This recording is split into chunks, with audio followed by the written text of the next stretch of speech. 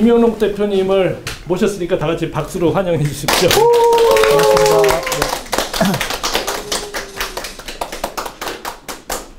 네. 좀 어색하네요. 그 코로나19 때문에 사실 다들 좀 시간이 남으셨죠? 네. 저도 이제 그 외부 오프라인 강의는 사실 거의 없었고, 이제 일 때문에 굉장히 사실 저는 좀 바쁘게 지내는 사람입니다. 최근에 이제 3개월 전에 이제 이 변종의 늑대, 지금 보시다시피 이 책이 이제 출간돼서 그 꽤나 조금 인기를 끌었습니다. 그래가지고 뭐 지금 제 소개 잠깐 드리면서 말씀을 좀 드리도록 하겠습니다. 그 일단 변종의 늑대는 그 지금 여러분 잘 아시는 샘 & 파커스라고 그 우리나라에서 이제 뭐 넘버원 출판사입니다. 그 아프니까 청춘이다, 뭐 비로소 멈추면 보이는 것들, 그리고 삼성전자 뭐 초격차, 이런 이제 작가를 꿈꾸는 사람이라면 사실 한번 샘 & 파커스하고 한번 손잡아 보는 게 아마 베스트셀러보다 더 되는 게 더 어려운 것 같아요. 계약하는 게 굉장히 힘든 그리고 잘하는 것 같아요. 그래서 이게 한 3개월 만에 지금 6세에 들어가 있는 책이고요. 저도 이걸로 인해서 뭐 사실 이 전의 책이 굉장히 알려졌고, 이 책은 더 많이 이렇게 알려져 있는 상황입니다. 그래서 뭐 보시다시피 삼성역에 지하철 광고까지 이제 되면서 꽤나 이제 알려졌습니다. 제 소개 좀 드리면, 저는 현재 재단법인 넥스트 챌린지라는 그 재단의 현재 이사장이고요. 대표를 맡고 있습니다. 그래서, 여러분 최근에 뭐, 창업 얘기 많이 하잖아요. 스타트업. 그죠? 그 스타트업에서는 연예인이라고 보시면 됩니다. 예, 그쪽에서는 저를 뭐 내가 보기에는 뭐 둘 중에 한 명은 다 안다고 생각이 들 정도로 조금 알려져 있고, 그리고 지금 뭐 한양대 교수를 내부에 교수하다가 교수가 별로 마음에 안 들어 사표 쓰고 이제 겸임 교수 하다가 아예 재단을 만들어서 지금 하고 있는 상황이고요. 한 7, 8년 정도 했던 것 같아요. 그리고 서울과 그 다음에 부산, 제주를 매주 오갑니다. 그래서 일을 하고 있고, 특히 여러분 제주 요즘 뭐 조금씩 오시잖아요. 제주 서귀포 전체 일대 창업 전체 총괄 책임자입니다. 그래서 뭐 관광, 스마트팜, 뭐 이런 ICT, 블록체인, 핀테크 이런 것들을 육성하는데 제주도에 기여하고 있습니다. 그리고 부산 또 이제 여러분 부산 역사 있죠. KTX 역사. 거기도 제가 지금 총괄 운영을 맡고 있습니다. 그래서 여러 가지 하여튼 많은 것들을 좀 하고 있는데 오늘 그런 얘기들을 하도록 하겠습니다. 저는 사실 세바시에 출연을 했기 때문에 조금 이제 알려져 있는 상황입니다. 그거는 이제 뭐 좀 간증을 좀 했던 상황이고, 좀 한번 보시면 그냥 좀 진정성이 좀 느껴지는 사람입니다. 뭐 업자는 아닙니다. 예. 자, 이제 이 책에 좀 들어가 보겠는데요. 그냥 뭐 저는 한 1시간에서 한 1시간 반 사이 안에 빨리 끝낼게요. 사실 모레 제가 화요일 날 여러분 책 읽어 드립니다. 아시죠? 예. 그걸 TVN에 나오는 그걸 이제 정부판으로 하나 제가 찍게 되어 있어요. 그래가지고 TV하고 좀 다른 이제 정부 지원기관에 찍게 되어 있는데, 저는 오늘 이 강의가 오히려 저한테는 뭐 또 굉장히 좋은 어떤 그 전에 좋은 기회인 것 같기도 합니다. 이 책을 보시면요. 이 변종의 늑대를 이렇게 보시면 제목이 마음에 드세요? 네, 마음에 듭니다. 네. 사실 이게 12월 26일 날 나오면서 이 코로나 바이러스가 이 안에 19페이지에 적혀 있어요. 그러니까 이제 제가 예언했다고 그럽니다. 예. 메르스하고 코로나, 처음에 시작할 때 바로 이 얘기를 합니다. 바로 아프리카 돼지열병을 제가 프롤로그에서 얘기를 하고 있습니다. 예. 사실 코로나 전에 아프리카 돼지열병이 막 확산하고 있었잖아요. 이 변종의 늑대라는 게 이제 제가 왜 이 아프리카 돼지열병을 얘기를 했냐면, 그냥 이겁니다. 확산 속도가 굉장히 빠르다. 전염병이. 스타트업이 그렇습니다. 스타트업이 확산 속도가 굉장히 빠른데, 그게 변종인 거예요. 그래서 백신이 말을 듣지 않는 거죠. 그런데 이거를 사실 작년에 이제 쓰고 있었던 거죠. 제가 조금만 더 코로나에 대해서 더 썼다면, 아마 대박이 났을 거예요. 아마 더 대박 났을 거예요. 그런데 이제 코로나 바이러스와 메르스에 대해서 써놨어요. 그러면서 이제 아프리카 돼지 열병으로 제가 이렇게 프롤로그에서 신호탄을 쏘아 올리면서 제가 이걸 써요. 그런데 이제 이게 너무 빠르게 확산되고 아직도 사실 잡히지 않았거든요. 종식되지 않았어요.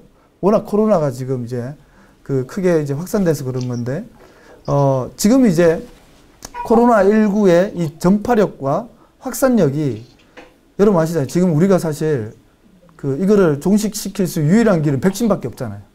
이제 조금 이렇게 잠잠해지려고 하고 있지만 우리뿐만 아니라 전 세계가 사실 우리만 괜찮다고 되는 건 아니거든요. 전 세계가 또 같이 종식이 돼줘야 우리가 같이 해외도 나갈 수 있고 그런 건데, 경제가 같이 맞물려 들어가는 건데, 그래서 백신이 통하지 않는다라는 거죠. 그래서 이 제목이 이 변종이라는 거예요. 근데 늑대는 뭐냐? 스타트업이에요. 이게 스타트업이 변종이에요. 이게 제가 새벽에 어느 날 갑자기 문득 야, 이 스타트업이 변종인 것 같아. 근데 이게 늑대 같아. 그리고 늑대가 여러분 아시겠지만 되게 공격성이 짙어요. 그죠? 한번 물면 놓지를 않죠. 그죠? 뭐 이렇게 책에 써놨어요. 뭐 집요함도 있고. 그런데 이게 스타트업하고 너무 닮은 거예요. 여러분 최근에 이 스타트업 얘기 많이 듣죠? 예. 도대체 그게 뭐야? 이런 사람도 많죠. 거기에 대한민국 경제가 달려 있어요. 예. 그래서 이 늑대를 제가 이 책을 쓰기 전에 늑대를 내셔널 지오그래픽부터 유튜브를 다 찾아봤어요. 얘들은 도대체 어떻게 살아? 그런데 이렇게 돼 있어요. 늑대의 습성, 인간처럼 사회성이 뛰어나고 집단 생활을 해요. 얘들은 카르텔. 무리를 이루고 있고, 그리고 남자보다 나아. 일부일처제야. 인간보다. 얘들은 절대로 바람을 피지 않아요. 부부의 세계하고 달라. 완전. 그리고 심지어는 늑대가 자기 아내가 아프고 그래서 죽으면 끝까지 그 옆에서 같이 죽어요. 예, 엄청난 의리를 지키고 사랑을 지켜요. 그리고 모든 의사 결정을 마지막에 아내한테 물어봐요. 예, 이 우두머리도. 하여튼 그렇게 나와요. 이렇게 유튜브를 보면. 저도 되게, 물론 이제 저도 카더라 통신이지만, 근데 실제 사실인 것 같아요. 보니까. 그리고 물리면 치명적이에요. 그리고 자기보다 더 큰 골리아스들을 집단으로 공격해서 이겨버리는 거예요. 이게 바로 늑대들이에요. 그리고 누군가 위험에 빠지면 목숨 걸고 도와주는. 예, 의리짱이에요, 의리짱. 근데 걸리면 죽어요. 그래서 이제 스타트업은 변종의 늑대들이라고 제가 얘기를 하고 있습니다. 그죠? 근데 4억의 늑대, 스타트업이 전 세계에 4억 정도 있다고 보시면 됩니다. 그런 직업을 갖고 있다라는 거죠. 그리고 70억 인구를 먹어 삼킨다. 이렇게 해서 제가 쓰고 있는데, 여러분 잘 아시는 토스 아시죠? 토스. 네. 지금 옆에 보면 배달의 민족, 크래프트, 야놀자, 쿠팡, 위메프 이런 것들이 다 뭘까요? 네, 늑대를 맞는데 유니콘이라고 들어보셨어요? 네. 네, 들어보셨죠? 유니콘이 뭐죠? 10억 불 이상? 네. 1조 원을 1조가 10억인가? 예, 네, 그렇죠. 1조 원 기업 가치를 넘는 기업을 유니콘이라고 스타트업 업계에서 부릅니다. 그래서 유니콘들이 우리나라에는 지금 현재 11개가 있습니다.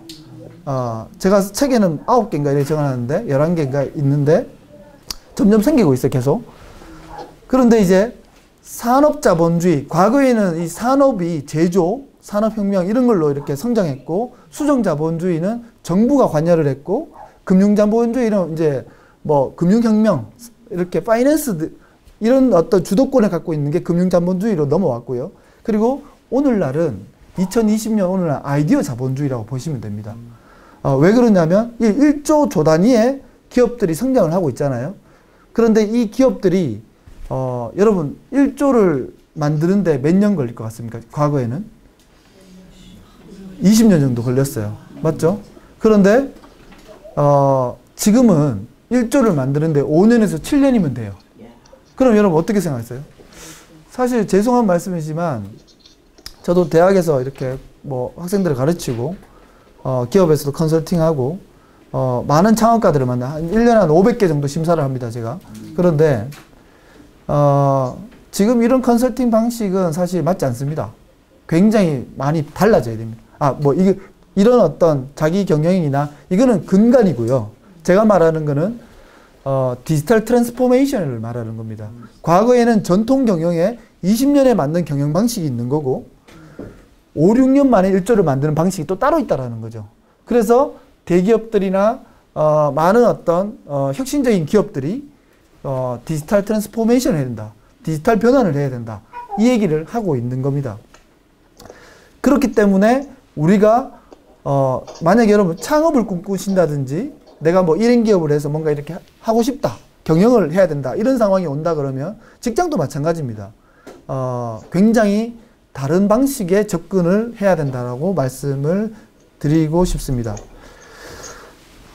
제가 이 책이 사실은 정부의 정책 위반자들이 굉장히 지금 많이 보고 계십니다.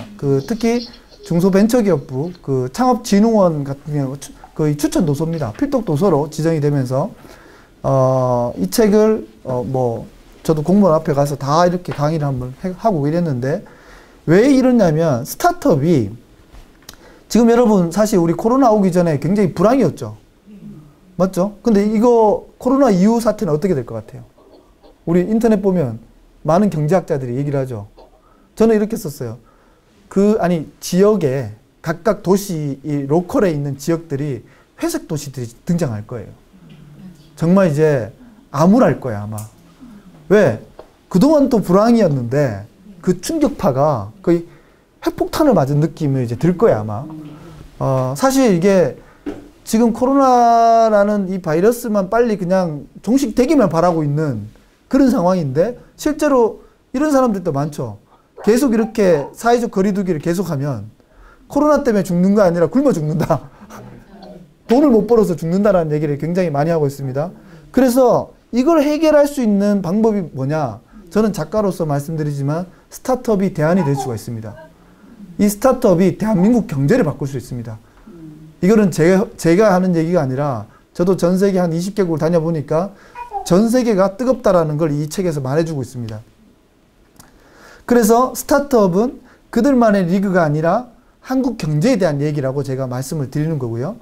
그래서 늑대는 활력을 막 불어넣고요. 그래서 스타트업은 대기업의 일하는 방식과 문화에 대한 활력도 제공하고 있습니다. 그래서 최근에 대기업들이 굉장히 많이 스타트업들하고 손을 잡고 있습니다. 신입사원을 뽑는 게 아니라 스타트업을 자기들하고 만든 궁합이 맞는 신사업을 스타트업을 M&A 하는 식으로 갑니다. 그런 것만 봐도 많이 바뀌고 있다 이렇게 보시면 좋을 것 같고요. 제가 이제 최근에 이제 일어난 사태인데 이해할 수 없는 딜레마의 시간이라고 이렇게 써놨거든요. 과거에 18세기 산업혁명 때 기술이 인간의 일자리를 빼앗아 노동자에 의해 일어난 기계 파괴 운동을 러다이어트라는 운동이라고 그럽니다. 이게 뭐냐면 방직 공장에 사람들을 과거에는 인간이 그냥 다 각각 수공에 이렇게 수작업으로 다 일을 했단 말이에요. 근데 갑자기 방직 기계가 들어와버린 거죠. 그러니까 어떻게 됐겠어요? 일자리가 뺏겨버렸죠. 그런 것들이 이것만 있었냐? 그런 게 아니에요. 증기선도 있었고 뭐 인쇄술도 이렇게 있었는데 그래서 기술과 인간의 경쟁은 끝이 없다라고 얘기를 합니다. 잠깐만요. 좀 소거를 할게요. 네. 첨가자들. 그게 켜져 있고. 모두 소거.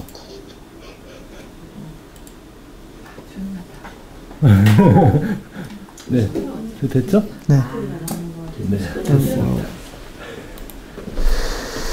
자, 그래서 최근에 여러분 타다 사건 아시죠? 네. 결국 불법이 됐고 지금 폐업 이제 한다고 뭐 거의 다 구조조정하고 그러고 있잖아요. 근데 이 책 쓸 때가 이제 사실 굉장히 타다가 이제 합법이냐 불법이냐의 때였어요. 작년 10월달 11월달에 그죠? 근데 이제 결론은 나왔잖아요. 그죠? 결론은 나왔는데 근데 잘 보세요. 우버하고 타다는 똑같은 거죠. 근데 우버는 해외에서는 합법이죠. 우리나라는 불법이죠. 그죠? 그리고 뭐 카카오 택시도 그랬거든요. 근데 그걸 또 택시 조합하고 협의를 한 거고. 그죠? 그런데 많은 사람들이 벤처 업계에서는 타다를 불법으로 내몰면 안 된다. 그리고 국회의원들 중에서도 타다는 혁신이다. 이런 얘기를 했고, 근데 또 택시조합 얘기를 들어보면 또 말이 맞아요. 왜?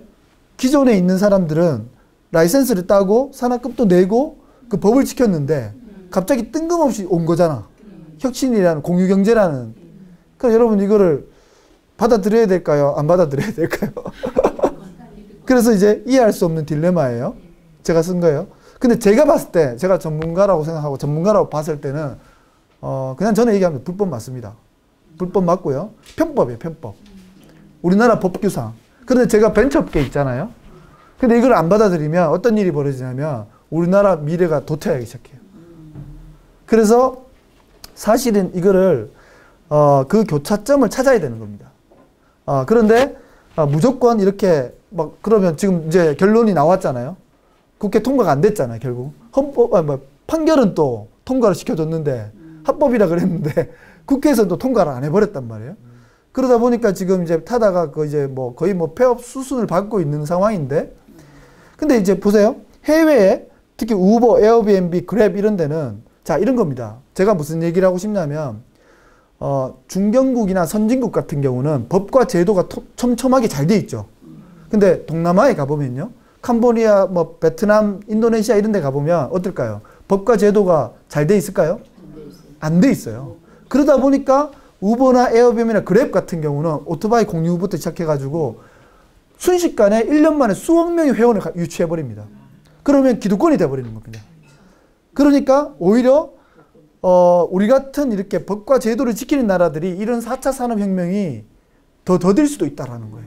더 위험할 수도 있어요. 오히려 이 동남아 국가들이 저개발 국가들이 아무것도 없기 때문에 거기는 어차피 노조도 없고 아무것도 없어. 그러다 보니까 새로운 신기술이 들어오면 그걸로 통해서 법을 만들어. 이제 이런 이해할 수 없는 딜레마가 이루어지고 있어요. 근데 이게 중국이 빠르게 치고 나가고 있는 현상 중에 하나입니다. IT 쪽이나 이런 스타트업 업계도 중국이 우리를 거의 우리 따라잡은 게 아니라 우리보다 훨씬 더 앞서 있죠. 과거에는 우리를 막 따라왔잖아요.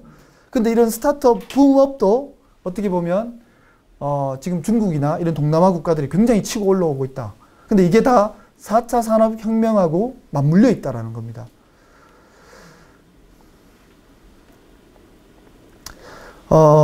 좀 배경부터 다시 좀 들어가면요. 제가 좀 재밌는 글을 써놨어요. 그 하나의 세대 두 개의 종족이라는. 왜? 우리나라 청년들이 여러분들 보세요. 지금 취업이나 여러분 창업을 많이 합니까? 취업을 많이 합니까? 취업. 제가 대학에서 저도 7, 8년 있었다 했잖아요. 창업을 생각하는 애들은 그냥 100명 중에 10명 될까? 아니, 그냥 한 두세 명이에요, 두세 명. 요즘은 좀 올라갔어요. 요즘은 좀 분위기를 좀 끌어올렸기 때문에. 근데 제가 보기에는 그러니까 그런 걸 이제 대부분 이제 공무원 되겠다. 아니면 공기업 들어가겠다. 대기업 가겠다가 거의 7, 80%예요, 다. 어떻게, 왜 그럴 것 같아요, 청년들이? 안정적인. 그렇죠, 안정적인 거. 그리고 급여를 많이 주니까. 그죠? 왜 중소기업 가면 급여도 적고 불안정해. 그래서 제가 공시족이 있다. 대표적으로 공시족이 있다. 공무원 시험을 주면 노량진에 있는. 그리고 판교족이 있다. 스타트업을 하고 있는, 지금 여기가 선릉이죠. 선릉과 저기 역삼동, 강남으로 일대 여기가 다시 테헤란밸리, 여기가 실리콘밸리처럼 돼 있어요. 우리나라가 굉장히 스타트업 밸리입니다. 여기가 이 근처가 뉴요크도 쫙 들어와 있잖아요. 그래서 판교도 테크노밸리가 있잖아요. 테크노밸리가 실리콘밸리를 모방한 거거든요. 그런데 이 세대가 이런 거죠. 안정적이고 내가 대기업이나 공기업의 공무원이 되겠다고 하는 그런 종족이 하나 있고, 또 하나는 내가 도전을 해서 내 삶을 주도적으로 끌고 가려고 하는 판교족이 있는 거야. 맞죠? 동의하시죠? 예. 그 대표적으로 판교족이라고 강남족도 있고 이런 건데 제가 재밌게 쓰려고 이제 판교족이 있는데, 근데 그 판교족이 스타트업적인 거예요. 자, 그런데 최근에 여러분 90년대생이 온다. 아시죠? 네. 90년대생이 온다.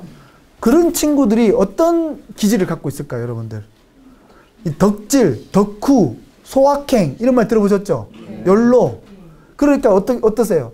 정말 다 유니크하고 자기만의 개성이 뚜렷해요. 그래서 90년대생이나 밀레니얼 세대들이 직장에 요즘 00년생들이 또 들어와요. 직장에.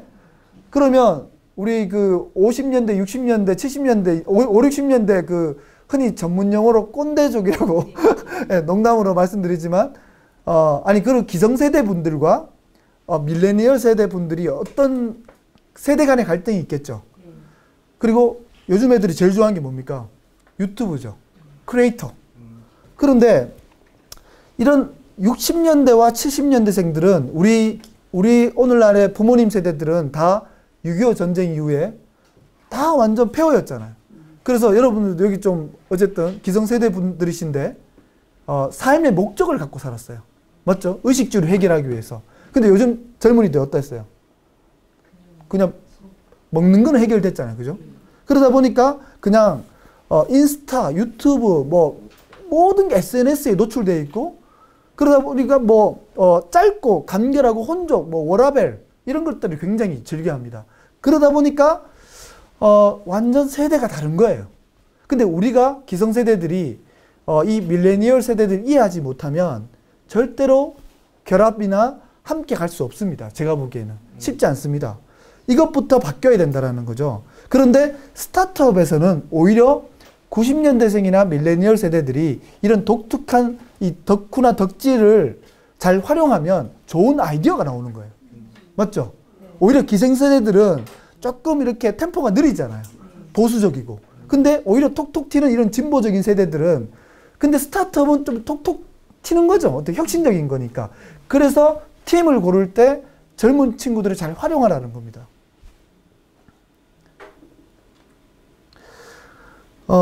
저는 또 이 책에 이렇게 얘기해요. 용나는 개천을 만드는 기업가 정신이에요. 그러니까 과거에는 여러분 저 지금 저자 이렇게 보시니까 제가 금수저 같으세요? 은동흑 어디 거 같습니까? 금수저. 금수저요. 네? 금수저. 저는 사실 흑수저도 없었어요. 저는 굉장히 사실 가난했어요. 그리고 원래 건축가였어요. 건축가를 10년 하고 34살쯤에 서울 그 지방에서 공부하다가 그 건축 설계 사무실에서 공동 대표하다가 그리고 이제 형 누나가 있었어. 근데 형 누나가 지금 포항공대 교수고 누나도 교수 카이스트 고등과학 연구원에 있다가 굉장히 수재들이에요. 그래서 막내는 어떻게 되겠어요? 가난하면 그냥 방목돼 버리는 거죠. 네, 그런 상황에서 어렵게 걸러온 이제 케이스인데 근데 과거에 제가 드리고 싶은 저같이 만약 흑수저야. 그러니까 수저도 없어. 근데 이런 사람들이 금수저로 가려면 과거에는 가능했어요. 맞죠? 정주영이나 과거에 우리 그 기업가들 보면 충분히 성공할 수 있었는데 최근에 그게 돼요, 안 돼요? 그래서 개천에서 욕 난다는 말이 된다고 안 된다고? 안 된다고. 여기 그림에 나와 있죠. 개천에서 용 쓴다 이러잖아요. 용 쓴다. 개천에서 욕 난다가 아니라 용 쓴다 이러잖아요. 사실 저 얘기 잠깐 하면 저는 이렇게 지방에서 서울 30대 중반에 올라와서 또 건축을 10년 경력을 갖고 있는 걸 다 버리고 새롭게 교육을 시작했잖아요. 그래서 이렇게 제가 지금 이렇게 되기까지는 거의 0.1%래요. 네. 제가 지금 저도 소득 기준으로 봤을 때는 한 10% 안에 들어갈 것 같거든요. 그런데 한양대 교수 되기도 쉽지 않잖아요. 근데 그것도 이제 버릴 정도니까. 그러니까 이제는 내가 선택권은 내가 선택하면 되는 거야, 이제는. 근데 이걸 10년만 했단 말이에요. 여러분 아시잖아요, 그죠? 서울에서 치열하잖아, 사실은. 근데 이거를 어떻게 했냐는 거예요, 어떻게.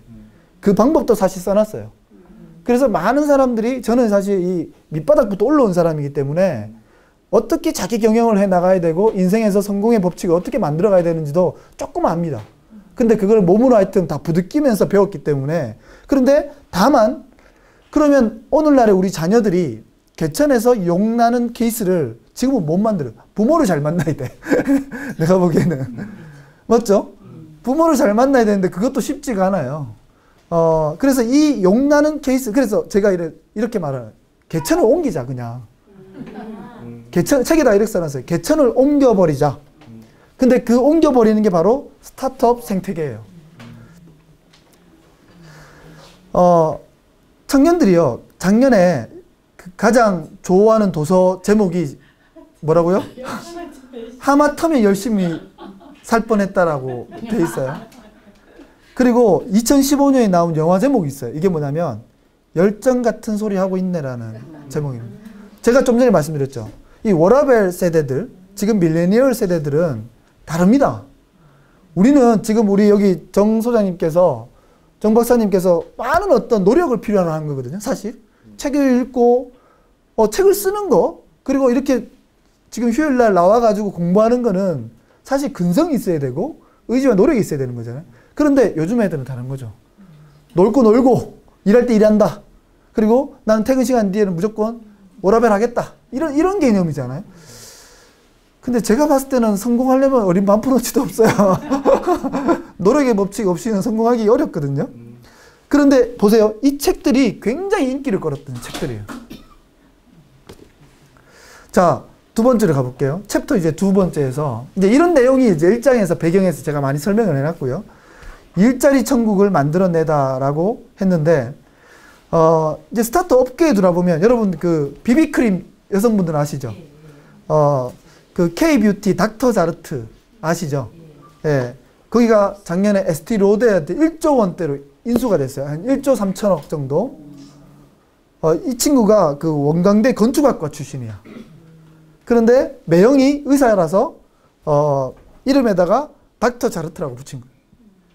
그래서 비비크림이 미국에 알려지면서, 그리고 뭐 제품도 저는 안 써봤지만 우리 아내도 써봤다더라고요. 굉장히 좋다. 근데 이게 굉장히 이제 매출도 많이 일으키면서 에스티로데가 또 우리가 흔히 알고 있는 명품 중에 명품이잖아요. 거기에 이렇게 인수되는 그런 상황이 펼쳐집니다. 여러 가지 이런 사례들이 많은데요. 또 대표적인 사례가 뭐냐면, 여러분 넷플릭스 요즘에 코로나19 때문에 가장 큰 매출을 올리고 있는 게 넷플릭스. 지금 온라인 이제 동영상 스트리밍 서비스인데요. 이 OTT 시장이 굉장히 주목할 만해지고 있는 상황이에요. 이게 OTT라는 영어 뜻이 뭐냐, 오버 더 탑입니다. 지상파를 뛰어넘겠다라는 그걸 내포하고 있는데, 이 넷플릭스가 너무 잘 나가니까, 여러분 여기 지금 이제 슬라이드도 보시면 그 월트 디즈니가 이것 봐라. 그냥 과거에 넷플릭스는 사실 27년 전에 비디오 방으로 시작했어요. 우리가 알고 있는 비디오 대여죠. 그런데 최근 5년 사이에 이 온라인 스트리밍 서비스를 확대시킨 거예요. 그러다 보니까 이게 굉장히 전 세계에 빠르게 성장을 하게 되었고, 회원수가 무려 1억 5천만 명 가까이 늘기 시작한 거야. 근데 그걸 이 골리앗인 디즈니가 월트 디즈니가 쳐다보고 있으니까 이게 하나의 막대한 시장인 거죠. 그러다 보니까 안 되겠다 싶어서 우리도 만들자. 그래가지고 디즈니 플러스를 만듭니다. 근데 얘들이 만들었는데 보면 디즈니, 픽사, 마블, 아이언맨 있잖아요. 그리고 스타워즈, 뭐 내셔널 지오그래피 등 각각의 이 영화 산업에 있는 퍼져 있는 것들을 다 M&A 해버립니다.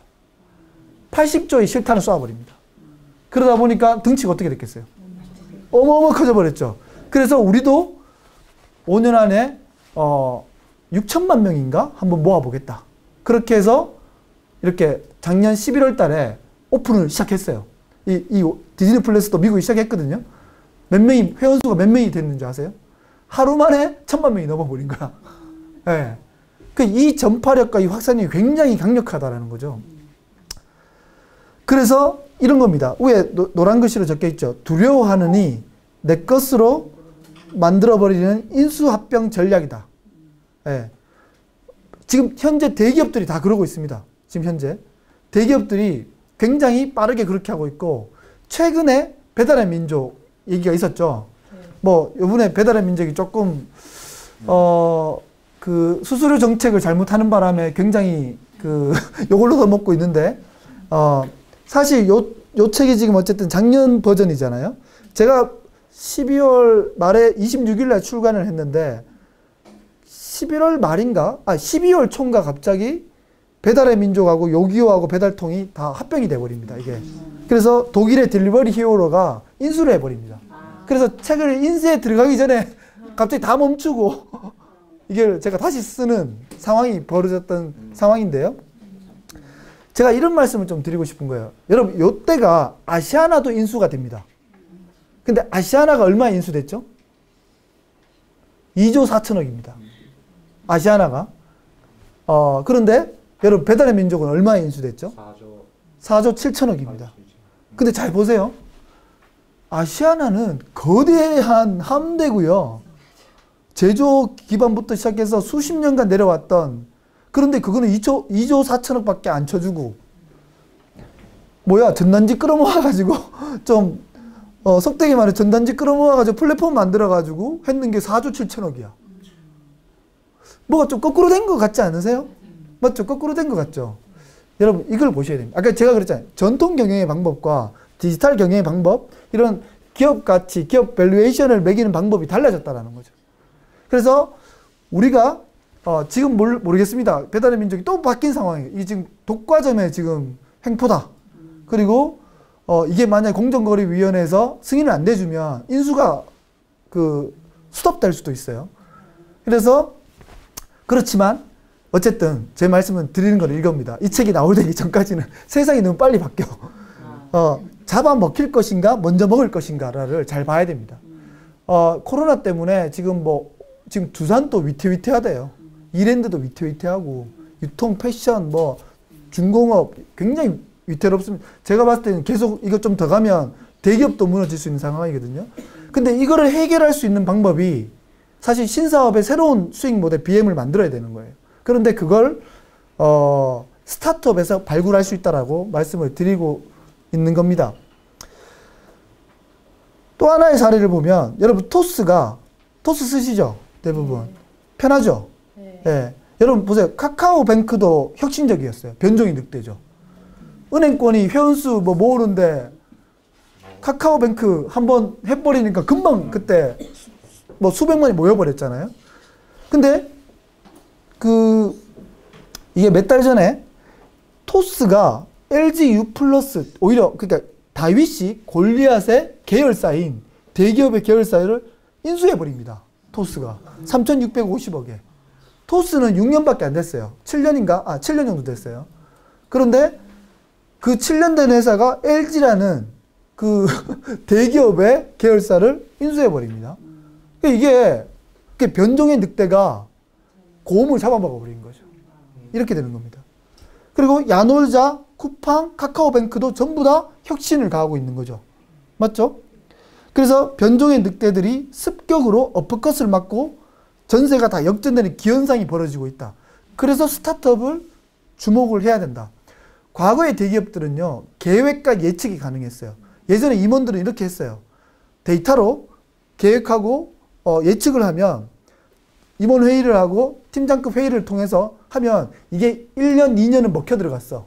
3년 정도. 그런데 그걸 우려 먹으면 되지. 그대로 조금만 피봇하면 돼. 근데 그게 이제 안 돼요. 왜? 새로운 변종들이, 스타트업들이 유사한 방식의 새로운 신기술을 가지고 시장에 습격해 들어와 버려요. 그러다 보니까 한 방에 엎어컷 맞고 쓰러져 버리는 거예요. 이게 우버 같은 거고, 이게 타다 같은 거예요. 그래서 타다가 택시들이 가만히 있지 않는 거죠. 타다를 받아주는 순간 택시는 다 죽어버리는 거예요. 그래서 사실 제일 무서운 거는 지금 카카오예요. 제가 봤을 때는. 카카오의 플랫폼에 보면 대리운전도 있고, 택시도 부를 수 있고, 셔틀버스도 있고요. 거기 보면, 주차장도 지금 다 예약이 다 가능하고요. 그 플랫폼이 원래 부를 만들어내잖아요. 그리고 카카오는 또 뭡니까? 네이버처럼 포탈도 갖고 있죠. 다음. 그리고 모바일, 카톡, 회원도 갖고 있단 말이에요. 제가 봤을 때 제일 무서운 건 카카오예요. 카카오는 양쪽으로 항공모함을 다 구축하고 있어요. 근데 이게 소리 소문 없이 조용히 해야 돼. 아니면 시끄러워지는 순간 우리나라 같은 경우는 큰일 나는 거지. 막 다 들고 일어나니까. 근데 이런 스타트업들이 거대하게 지금 밀려들어오고 있다. 이게 변종의 늑대다. 이렇게 보시면 됩니다. 그래서 지금 급속도로 확산되는 스타트업의 영향력들이, 스타트업이 여러분 소기업이라고 스몰 비즈니스라고 생각하시면 큰 오해입니다. 시대착오적이라고 말씀드렸고, 그래서 롯데, 삼성, 현대, 여러분 여기 강남에 보면요. 롯데 엑스레이터, 하나 드림플러스, 네이버 D2 팩토리 굉장히 많은 기업들이 스타트업들하고 손을 잡고 사업을 하고 있습니다.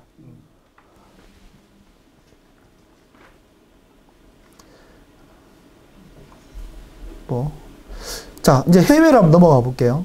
그 질주하는 글로벌 야생공화국이라고 제가 썼는데, 제가 사실 책 쓸 때 이 책은 사실 일반인들이 좀 읽었으면 좋겠다고 쓴 책이에요.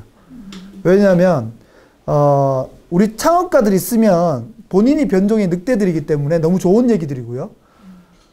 일반인들이 특히 학부모 그리고 자녀를 키우는 사람들은 꼭 읽어야 되고, 그 다음에 선생님들, 교수들 꼭 읽어야 되는, 그리고 정책 입안자들, 그리고 정말 스타트업을 모르는 사람들, 이런 분들이 읽었으면 좋겠다라고 했는데, 실제로 지금 네이버나 인스타에 진짜 수백 개의 지금 리뷰가 올라와 있거든요. 이게 베스트가 되다 보니까 그 교보에서 지금 굉장히 이제 많이 떴어요. 그래서 보면 스타트업을 모르시는 분들이 이걸 보면서 굉장히 많은 글을 정말 달아놨습니다.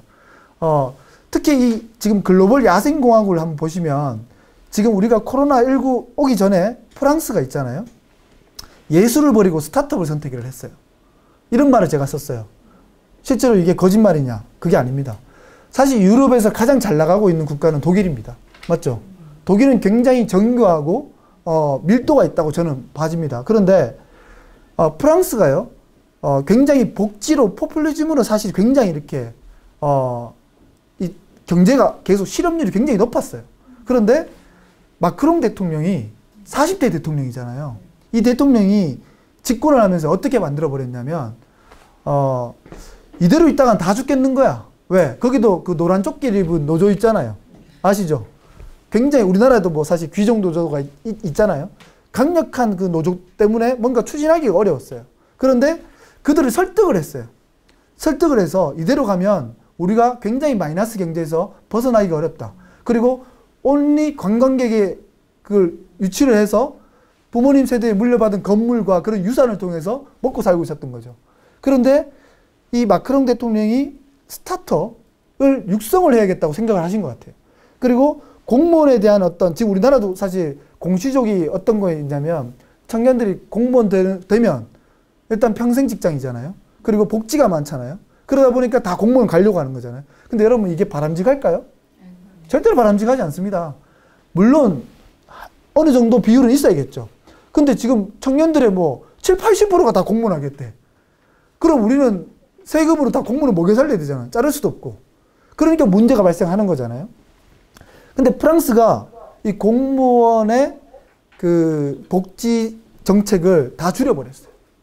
실제로 우리나라도 그 환경미화원 하는데도 4년제 대학 학생들이 지원하잖아요. 근데 여기도 관리실, 경비실에도 박사들이 지원했답니다. 프랑스도. 근데 이거를 다 바꿔버리니까 어떤 일이 벌어졌냐면 창업을 선택하기 시작했어요. 그래서 지금은 둘 중에 한 명이 창업을 선택하고, 그리고 마크롱 대통령이 지지율이 처음에는 엄청 떨어졌어요. 근데 지금은 지지율이 굉장히 올라가 있는 상황입니다. 그래서 이 부분이, 근데 지금 또 이제 코로나 때문에 큰 벽을 만났어요. 이걸 잘 헤쳐나갔으면 좋겠다라는 거고, 실제로 해외에 여러분 나가면 제일 문제가 뭐냐면, 체류할 때 그 비자에 문제가 걸리죠. 근데 만약에 스타트업을 하시면요, 이런 프랑스는 라프렌치 테크라는 스타트업 육성 정책이 있어서 4년 동안 거주를 할 수 있습니다. 우리나라도 외국인이 들어와서 창업을 하거나 영주권을 받거나 하면 혜택을 주듯이 특별히 창업을 프랑스에서 하겠다 그러면 많은 혜택을 줘서 자기들 경제 붐이 이렇게 성장하도록 서로가 돕도록 그런 어떤 스타트업 육성 정책을 지금 취하고 있고요. 나중에 코로나가 끝나시면 프랑스 파리에 가시면 스테이션 F를 꼭 한번 가보시기 바랍니다. 스테이션 F.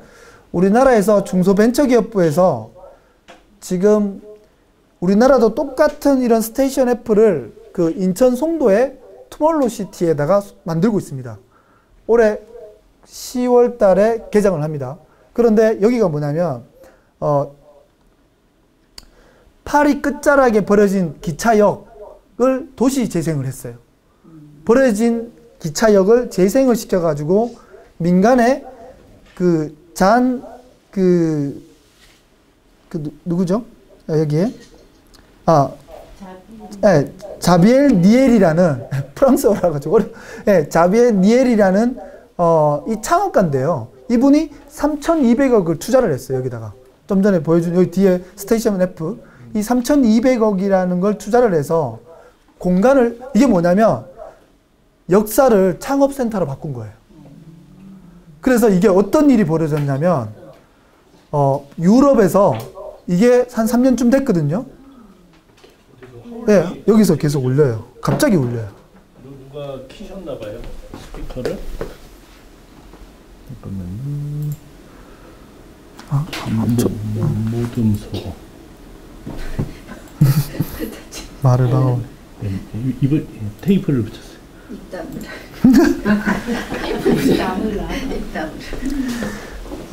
그래서 이 스테이션 F가 역사를 재생해서 만들었더니 스타트업 센터를 만들었잖아요. 그래서 유럽에 있는 청년들이 이쪽으로 다 몰리기 시작하는 거예요.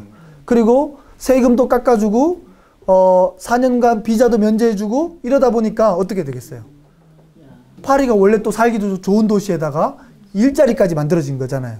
그러다 보니까 이게 막 붐업이 되는 거야. 그리고 사람들이 실업률이 높았는데 스타트업에 막 같이 이렇게 창업도 하게 되고 그러다 보니까 경제가 나아지기 시작한 거예요. 그래서 마크롱 대통령이 적극적으로 밀고 있고 우리나라의 우리 문 대통령님 그리고 박영선 장관 다 가서 벤치마킹해서 우리나라에도 인천에다가 지금 만들고 있습니다. 인도에도 여러분 실리콘밸리라는 벵갈루루라는 도시가 있습니다. 이 벵갈루루라는 도시가 있는데 제가 지금 한 5개국을 이 책에서 소개하고 있는데요. 나중에 여행을 갈 때 이 5개국을 가보시면 굉장히 좋으실 거라고 생각이 드는데 모디 총리가 이번에 재집권하면서 이런 얘기를 합니다. 메이크 인 인디아, 디지털 인디아, 스타트업 인디아라고 얘기를 합니다. 인도가 아까 유니콘 개수가 17개 정도 됩니다. 인도가 인구가 얼마죠? 아니죠. 예. 통계는 안 잡히죠. 중국하고 한 13억에서 15억 정도 되는 뭐 중국과 더불어 인구가 제일 많은 국가입니다. 그런데 인도가 부익부 빈익빈이 정말 심한 나라입니다. 안 그렇겠어요? 그죠? 인도를 가보면 정말 우리 50년대 거리가 있고 2000년대로 또 이렇게 거리가 있는 이렇게 공존하고 있는 거죠. 그런데 그 인도에서 경제를 살리는 유일한 길은 이 모디 총리가 스타트업이라고 얘기하고 있습니다. 모디 총리가. 그리고 그 핵심 도시는 벵갈루루다. 이렇게 얘기를 하고 있습니다. 그래서 밑에 이 사진에 보면 벵갈루루는 여러분 인도가 좀 덥잖아요. 날씨도 좀 후덕. 근데 벵갈루루는 이 산 중턱에 있어가지고 기온이 한 20도에서 25도랍니다. 굉장히 살기가 좋고 신도시처럼 돼 있답니다. 그래서 이 인도가 굉장히 벵갈루루가 굉장히 주목받고 있는데 특히 이 인도에 많은 글로벌 기업들이 들어가 있습니다. 왜? 시장이 넓으니까. 근데 중국도 그렇게 하다가 지금 다 글로벌 기업이 빠져나오고 있죠. 그래서 정책을 잘 세워야 된다라는 거고 신흥 경제 대국들이 다 인도를 그 신흥국으로 가장 큰 이제 미래의 먹거리가 여기 있다라고 많은 국가들이 생각하고 있는 겁니다. 그런데 그 와중에 그 안에 대학 중에 하나가 인도의 IITT라는 미국 MIT 공대라는 대학이 유사한 대학이 하나 있습니다. 그래서 지금 보면 우리나라도 뭐 그 대입 수능생들처럼 뭐 지금 대입에 목숨을 걸잖아요. 그죠? 대학에 뭐 인서울 하려고 목숨을 겁니다. 스카이 가려고. 그런데 이 IIT가 바로 인도의 공과대학입니다. 포항공대, MIT 이런 데입니다. 근데 머릿속에 전부 다 여기 들어가야 된다. 그런데 좀 재밌는 거는 우리하고 좀 다르면 우리는 이런 거죠. 스카이 가거나 뭐 카이스트나 이렇게 포항공대 가면 창업한다기보다는 뭐 연구소를 간다든지 대기업에 간다 이렇게 돼 있잖아요. 근데 얘들은 19명은 다 스타트업을 합니다. 근데 과거에 인도가 이렇게 경제가 좀 후진으로 떨어져 있을 때는 미국으로 다 가버렸어요. 근데 인도가 경제 성장이 좀 되면서 부흥하면서 다시 다 돌아오고 있습니다. 왜? 실리콘밸리가 젠트리피케이션으로 인해서 아시죠? 그 도시 재생을 하면서 물가가 막 오르는 현상. 인도가 막 오르잖아요. 우리가 북촌이나 막 보면 처음에는 이제 쌌는데 갑자기 뭐 이제 막 경제가 활성화되고 사람들이 막 들어오니까 이게 건물주들이 막 임대료를 올려버리니까 이걸 젠트리피케이션이라고 그러거든요. 그래서 이런 현상들이 미국에도 일어나고 있잖아요. 그래서 오히려 기회가 미국이 많겠습니까? 인도가 많겠습니까? 인도가 많겠죠. 그러다 보니까 인도로 가는 겁니다. 그런데 자, 그 다음에 사실 할 얘기가 굉장히 많아요.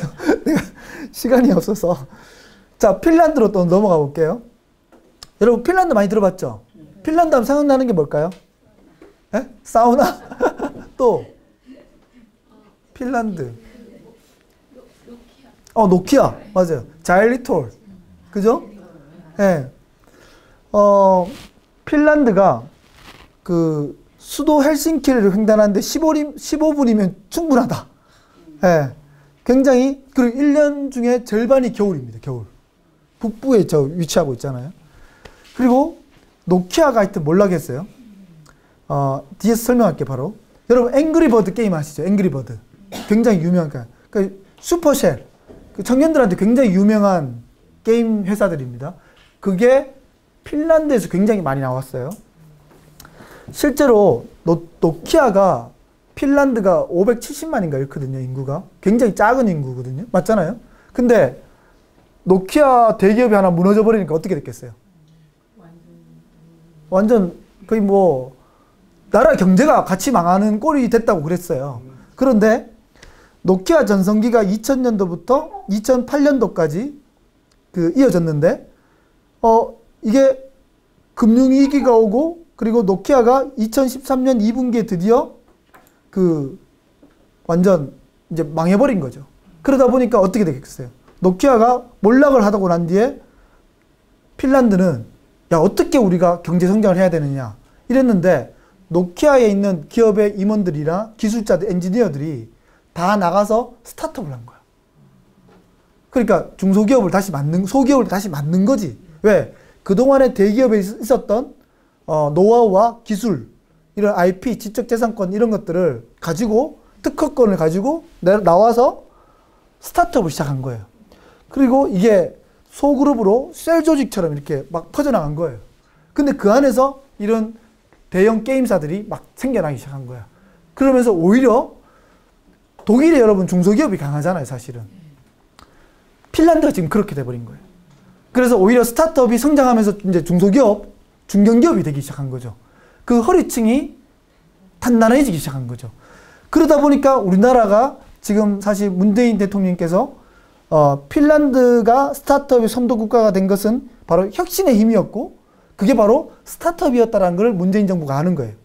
여러분 잘 아시겠지만 박근혜 정부가 사실 굉장히 뭐 잘못한 부분도 많았잖아요. 그런데 문재인 정부가 하나 받아들인 게 하나 있어요.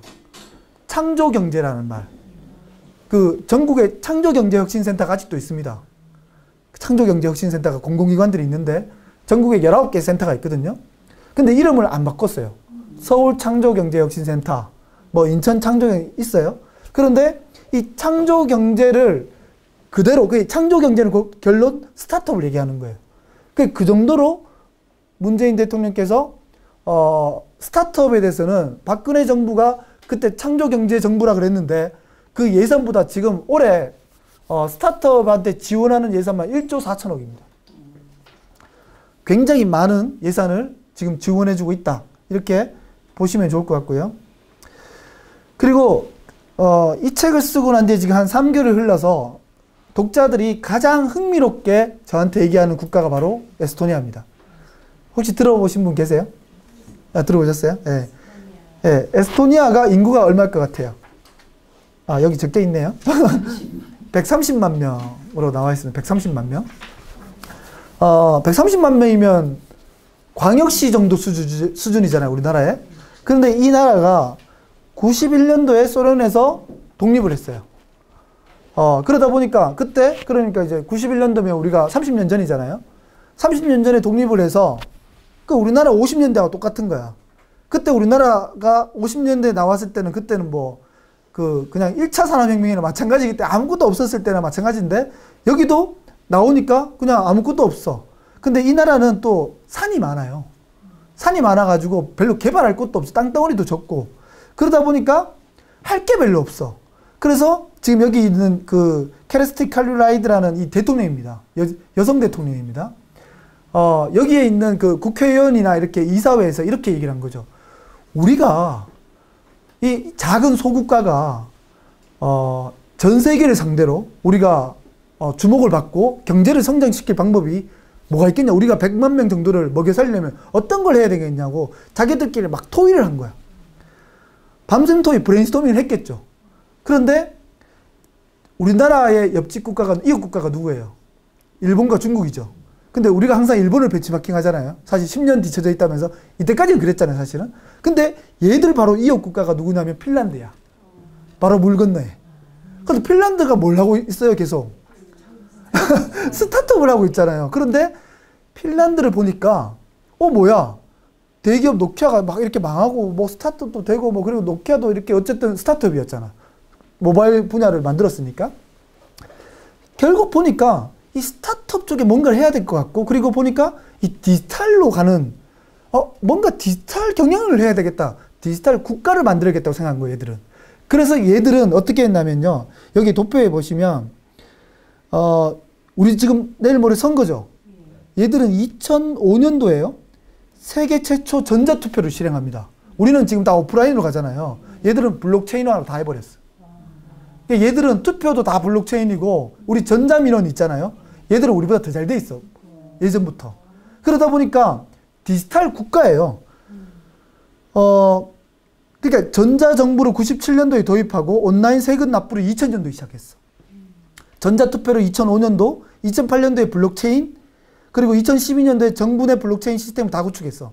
그리고 심지어는 2014년도에 전자영주권까지 해서, 이게 재밌는 게 있어요. 여러분, 내가 해외에서 창업을 하고 싶다. 그럼 어떻게 됐어요? 절차가 복잡하겠죠. 맞죠? 국내에서 창업한 것도 힘든데 해외에서 창업한다. 이거 뭐죠? 근데 에스토니아는요, 15분이면 끝나버려요. 안 가도 돼요. 안 가도 돼. 그리고 200유로, 우리나라 돈으로 30만 원이면 돼. 영어만 좀 할 줄 알면 돼. 아니면 팝하고 쓰면 돼. 그래가지고 써서 보내면 15분에서 30분이면 돌아와요. 창업이 돼요. 그리고 전자영주권이 발급이 돼요. 이런 완전 파괴적 혁신이죠. 저는 사실은 에스토니아를 변종의 늑대다. 국가가 늑대다, 여기는. 국가가 변종이다. 지금 보시는 이 그림들이 그 전자영주권 시민증입니다. 우리나라 사람들도 많이 발급을 받았어요, 사실은. 그러니까 해외에서 창업도 있잖아요. 이렇게 내가 먼저 서울에서 창업할 수도 있지만 해외에 내가 미국에서 실리콘밸리에서 창업을 하고 들어오는 것도 전략이죠. 맞죠? 좀 전략적으로 생각해보면 내가 그냥 저기 통영에서 내가 만약에 창업을 했다. 그리고 뭐 저기 우리 고향이 제가 포항입니다. 네, 포항에서 창업했다. 이런 지방 소도시보다는 자, 난 미국에 LA에 샌프란시스코에 창업했다. 또 솔직히 간지 좀 나잖아. 그죠? 있어 보이잖아요. 그런 거예요. 근데 여러분한테 제가 말씀드리는 건 이런 겁니다. 해외에 창업하는 게 그렇게 어렵지 않다는 거죠. 그 문호를 개방한 게 바로 에스토니아다. 문턱을 낮춰준 거예요. 그러다 보니까 많은 창업가, 무려 4만 7천 명이 이 전자영주권을 발급을 받았어요. 그러니까 어떻게 되겠어요? 안 그래도 인구도 적고, 경제활동 인구도 적은데, 이런 외국인들을 유치해서 투자 유치도 되고, 경제가 활성화되는 거죠. 그래서 이게 91년도 당시에는 GDP가 19,000달러, 아니, 1,900달러. 2,000달러지, 2,000달러. 2,000달러였는데, 지금은요, 2만 달러 넘어가요. 얘들이. 그러니까 어떻게 했어요? 그래서 이 에스토니아 대통령을 국회에, 우리나라에 그 1년 반 전인가 한 2년 전쯤에 불렀더라고, 보니까. 저도 찾아보니까. 근데 불렀는데, 우리나라가 그러면 국회의원들이 알았을 거 아니에요. 그래서 이번 총선 투표 잘 하셔야 돼요. 에스토니아 이 혁신적인 거를 여러분 이제 알았죠? 그러면 이런 혁신적인 것들을 우리나라가 받아들여야 될 거 아니에요? 맞죠? 국회가 정책을 짜야 되죠. 디지털 정부로 빨리 가야 되잖아요. 그럼 2년 전에 보니까 국회의사당에서 연설을 했어. 많은 대학교 했는데 제가 보니까 제가 우리나라를 전국을 돌아다녀 보니까 된 게 하나도 없어. 그거 왜 그럴 것 같아요? 왜 그럴 것 같아요? 일단 너무 파괴적 혁신은 이런 거죠. 저도 이제 사업을 해본 사람인데 사업은 삼보 사보가 아니에요. 사업은 반보예요. 그래야 돈이 벌려요. 제 말 동의하시죠? 네. 너무 빠르면 못 알아봐요. 이게 디지털 공화국을 만드는 게 막 전자정부, 전자투표. 지금 우리나라가 그러면 우리나라도 얼마나 빠른데 IT 최강국인데 왜 이걸 못하느냐. 제가 지역에 내려가 보니까 제일 문제는 뭐냐면 도의회 의원들, 시의원들 분들이 4차 산업혁명을 잘 몰라요. 일단 맞죠? 제가 그 벽에 저도 정부과제 책임자를 제가 꽤나 많이 한 사람입니다. 지금도 하고 있고. 그런데 특히 지역이나 자기 전공이 아니면 이런 4차 산업은 굉장히 누구도 예측할 수도 없는 거잖아요. 그러니까 이런 것들을 설명하는데 굉장히 오래 걸리는 거예요. 그래서 이런 파괴적인 것들을 망치란다. 그 의사봉을 두들기고 통과시키기에는 너무나 부담스러운 거예요. 왜? 전자정부를 만들겠다. 이게 투표를 전자투표를 하겠다. 그랬을 때 만약에 문제점이 생기면 누가 책임질 거냐. 이거부터 시작해서. 그런데 어쨌든 이 모든 것들을 에스토니아는 하고 있다는 겁니다. 그래서 경제가 발전되고 있다. 그 다음에 뉴욕에도 있어요. 뉴욕이 지금 코로나19 때문에 난리가 났잖아요. 지금 전쟁터가 됐잖아요. 근데 사실 뉴욕이 지금 굉장히 잘 나가고 있었어요. 사실 미국에서 뉴욕 실리콘밸리가 샌프란시스코에 있고 실리콘 비치가 있어요. LA에, 캘리포니아 쪽에. 아까 말씀드렸죠. 그 젠트리피케이션 현상으로 인해서 고물가, 고임금으로 인해서 제가 사실 샌프란시스코 가보니까 투룸 정도 되는데 구글에 다니는 사람이 만났는데 투룸에 그게 15평 정도? 월세를 500 정도 냅니다. 그러니까 연봉이 자기가 한 2억 되는데 우리의 1억하고 비슷한 거야. 따져보면. 이게 별 의미가 없는 거야. 그래서 보면 샌프란시스코 노숙자들이 또 굉장히 많습니다. 그래서 그게 밀려서 지금 LA에 실리콘 비치가 형성이 돼 있고요. 이것도 이제 말씀드리면 시간이 필요한데 하여튼 그게 또 뉴욕 쪽에 동부 쪽에는 실리콘 앨리라고 있습니다. 그래서 그 블룸버그 이번에 대통령 선거 나오려고 했다가 이제 안 나왔잖아요. 그 2008년도쯤에 그분이 시장이었어요. 그때 이분이 어떻게 했냐면 블룸버그 통신의 설립자잖아요, 이분이. 그런데 이분이 법인세를 면제시켜줬어요. 그때 뉴욕이 굉장히 불황이었어요. 그래서 아까 에스토니아나 핀란드처럼 똑같은 프랑스처럼 똑같은 방식으로 우리나라 뉴욕으로 와서 창업을 하면 법인세를 10년간 면제시켜주겠다. 이렇게 해버린 거예요.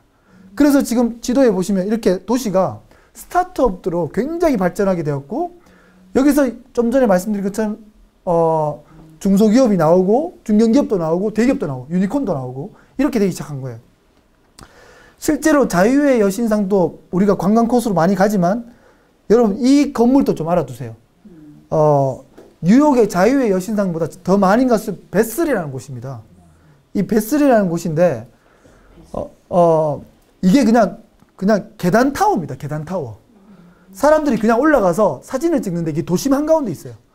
근데 이게 너무나 유명해지면서 명물로 되면서 그래서 제가 이걸 왜 써놨냐면 저도 이제 지역 경제에 내려가 보고 서울에서 이제 활동을 많이 하다가 지금 제주나 부산에 가보잖아요. 여러분 인구 절벽 막 그러잖아요. 그 발전시킬 방법을 사실 저는 좀 알고 있습니다. 이걸 어떻게 근데 그거는 딱 하나입니다. 스타트업을 육성하고 도시재생 스마트시티 교육을 하나로 만들어야 돼요. 스타트업과 도시재생과 스마트시티와 학교를 이 교육을 하나로 만드는 통합 컨트롤 타워가 우리나라 정부에 있어야 돼요. 제가 이걸 정부에 얘기하고 있어요. 왜냐하면 이게 다 연결되게 돼 있어요. 자, 이거는 사실 베슬은 도시재생의 관점에서 바라봐야 돼요. 원도심에 구도심에 굉장히 이렇게 낙후되어 있는데 이걸 지어버리니까 어떻게 됐겠어요? 사람들이 몰리죠. 그럼 어떻게 돼요? 기업가들을 넣어야 되죠. 그게 바로 스타트업이 돼야 돼요. 근데 또 거기에 ICT가 접목이 돼야 돼요. 그러면 이게 맞물리는 거예요. 그러면 경제에 활력이 생기는 거예요. 이걸 시장님들이 알아야 돼요. 근데 이걸 아까 말씀드렸죠. 도의원들이나 시의원들이 알까요? 제가 이렇게 말하잖아요. 난 미친놈 소리 들어요. 나는 이런 얘기를 하면 정말 도대체 무슨 소리 하는 거야? 이런 거예요. 그러니까 나는 그래서 많은 얘기를 해봤어요. 그냥 벽 보고 얘기하는 거 똑같아요. 벽 보고 얘기하는 거. 좀 개방직 공무원들 알아요. 민간 출신으로 온 사람들 아는데 공시로 이렇게 들어온 사람들은 잘 몰라요. 솔직히 말씀드려서. 그냥 오랫동안 버티고 계셨더니나 관료 조직들은 굉장히 딱딱합니다. 사실은. 물론 다 그렇진 않습니다. 요즘에 뛰어난 공무들도 많이 계시기 때문에 아시는 분들은 아시는데 근데 이게 한두 명이 알아서 될 문제가 아니라는 거죠. 자, 여러분들이 이거가 이제 좀 궁금할 텐데 내가 만약에 이제 스타트업을 해보고 싶다. 여러분 그 1인 창조기업이라고 있습니다. 나 여기 지금 여러분 직업을 모르는데 사실 저한테는 굉장히 많은 사람들이 찾아와요. 그 지금 정부 과제 지원금이 아까 1조 4천억이 나오잖아요. 사실 이번 달에 굉장히 많은 게 나와 있어요. 내가 아이디어만 있으면 여러분 다 지금 1억 받아요. 그거 알고 계세요? 아이디어만 갖고 계시면 1억 받을 수 있어요. 그걸 그럼 어떻게 받을 수 있을까요? 아이디어가 있으면 1억을 받겠다고 지금 저자가 이러고 있어요. 내가 뭐 업자 아니라 그랬잖아요. 맞죠? 저 제도권에 있는 사람이에요. 1억을 받을 수 있어요. 1억만 받을 수 있더라. 아이디어 창업 하나만 있으면 내가 봤을 때는 3억까지는 그냥 다 받아요. 자기 돈 한 푼도 안 들어요. 다만 존재하는 게 있어. 자, 이게 지금 보여주는 그림이 굉장히 중요한데요. 여러분 창업을 할 때 제일 먼저 필요한 게 공간이 필요하죠. 사무실이 있어야 되죠. 이거는 정부가 공짜로 줍니다. 공짜로 줍니다. 내가 돈 들여서 할 필요가 없습니다. 굳이 할 필요가 없다. 그 다음에 인큐베이터도 마찬가지로 보육 공간인데 이건 같이 바라볼게요. 먼저. 그 다음에 엑셀러레이터가 있어요. 엑셀러레이터가 들어보셨어요? 네. 들어보셨어요? 네. 엑셀러레이터가 우리 그 자동차 엑셀레이터입니다. 엑셀레이터. 가속화시키는 가속기입니다. 이게 중소벤처기업법에 아예 정식 명칭으로 작년에 등록이 돼 있어요. 이게 신직업이에요. 제가 중기부 등록 엑셀레이터입니다. 저는 정식적인 등록 절차를 받은 엑셀레이터. 우리가 뭐 변호사 라이센스가 있어야 되듯이 이게 등록이 되어 있습니다. 우리나라에 235개가 현재 있습니다. 근데 엑셀레이터마다 역량이 다 다르고요. 근데 엑셀레이터는 책에서 이렇게 얘기하고 있습니다. 9회 말 마무리 투수다. 엑셀레이터로 누굴 만나느냐에 따라서 내 창업이 승패가 결정이 된다. 이렇게 보시면 돼요. 굉장히 중요한 얘기고요. 벤처 캐피탈은 아시죠? VC라고 그럽니다. 투자를 해주는 사람, 돈을 대주는 사람. 코워킹 스페이스부터 벤처 캐피탈까지는 시스템이 돼 있어요. 그냥 내가 배를 띄우면 여기서 이제 물줄기를 타고 배를 띄우면 무조건 만나게 되어 있어요. 그런데 내가 이런 거죠. 지금 선릉역에 와서 1번 출구로 나오면 약산 빌딩이 바로 오죠. 그런데 이걸 모르면 3번 출구로 나가는 거야. 그러니까 시행착오를 하고 내 돈을 이제 까먹고 이러는 거지. 무슨 말인지 알겠죠? 네. 그런데 이게 성공의 방정식처럼 되어 있다는 거야. 그래서 저는 나는 이렇게 얘기합니다. 책에도 써놨어요. 10년 동안 포기만 하지 않으면 무조건 90% 성공한다 그래요. 성공 안 할 수가 없어요, 이제는. 왜? 과거의 창업과 지금 2020년의 디지털 창업은 완전 다른 얘기예요. 오늘날의 창업은. 그리고 우리나라 정부가 너무 잘 해놨어요. 시스템을.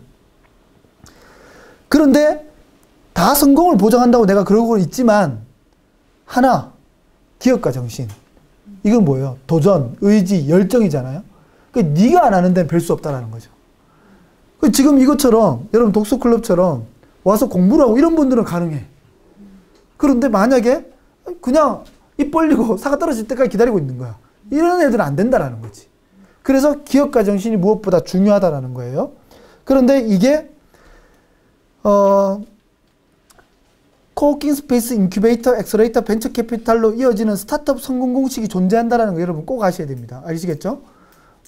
그래서 이런 코워킹 스페이스가 저는 사실 건축가로 10년 했기 때문에 공간을 인프라를 아예 설계를 합니다. 직접적으로 들어가서. 그리고 스타벅스가 이렇게 비싼데도 많이 줄 서잖아요. 이디야 커피 싼데 왜 여기 안 가? 오히려 비싼데 더 많이 가, 그죠? 리저브 비싸면 더 가. 명품을 더 사듯이 이런 이유들이 있다라는 거죠. 그래서 이거는 좀 빨리 넘어갈게요. 요즘 코워킹 스페이스를 공간을 만드는 것도 굉장히 혁신적이죠. 여러분 스타벅스 왜 갑니까? 분위기. 그리고 아까 강의하실 때, 소장님 강의하실 때 자기의 어떤 가치, 누리는 어떤 만족감 이런 여러 가지가 있잖아요. 이런 것들이 만족시켜주기 때문에 내가 그 프리미엄 뭘 주더라도 우리가 브랜드 아파트를 사든 뭐 외제차를 사든 그런 게 있잖아요.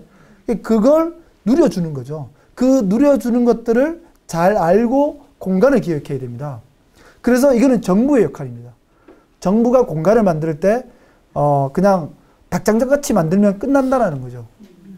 그래서 이런 것들이 쭉 있고요. 이거는 나중에 설명을 하겠습니다. 이거는 넘어갈게요. 이건 제가 건축가라서 정말 국내 유일에 제만 하고 있는.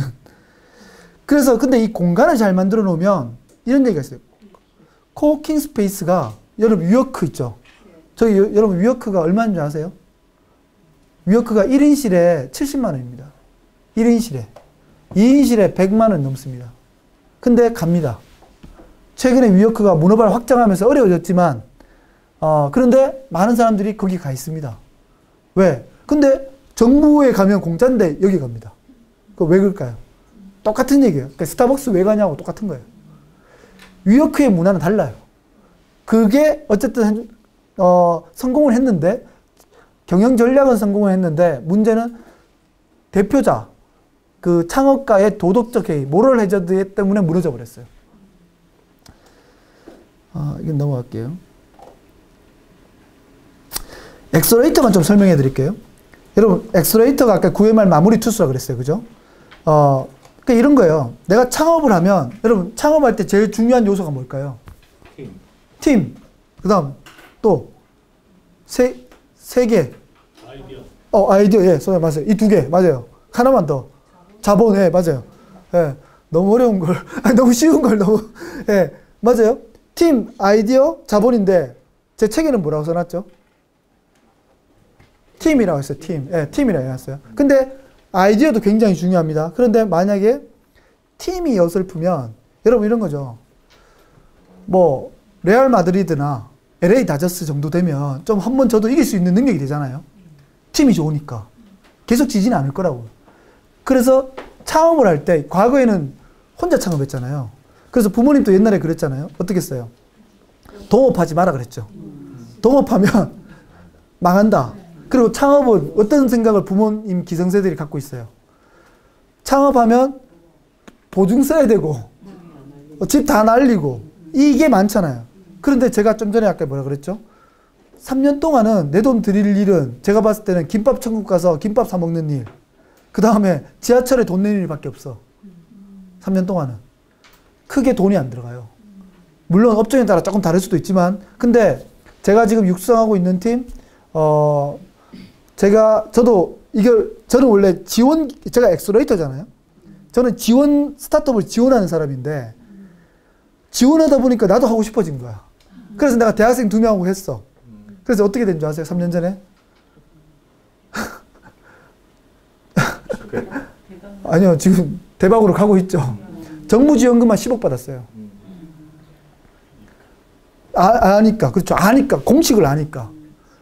이 방법이 있어요, 방법. 투자유치도 받고, 국무총리상도 받고, 그리고 저는 사회이사로 또 월급도 받고, 그게 한마디로 주식에 넣는 거야. 똑같은 거야. 부동산 투자 이런 거 똑같은.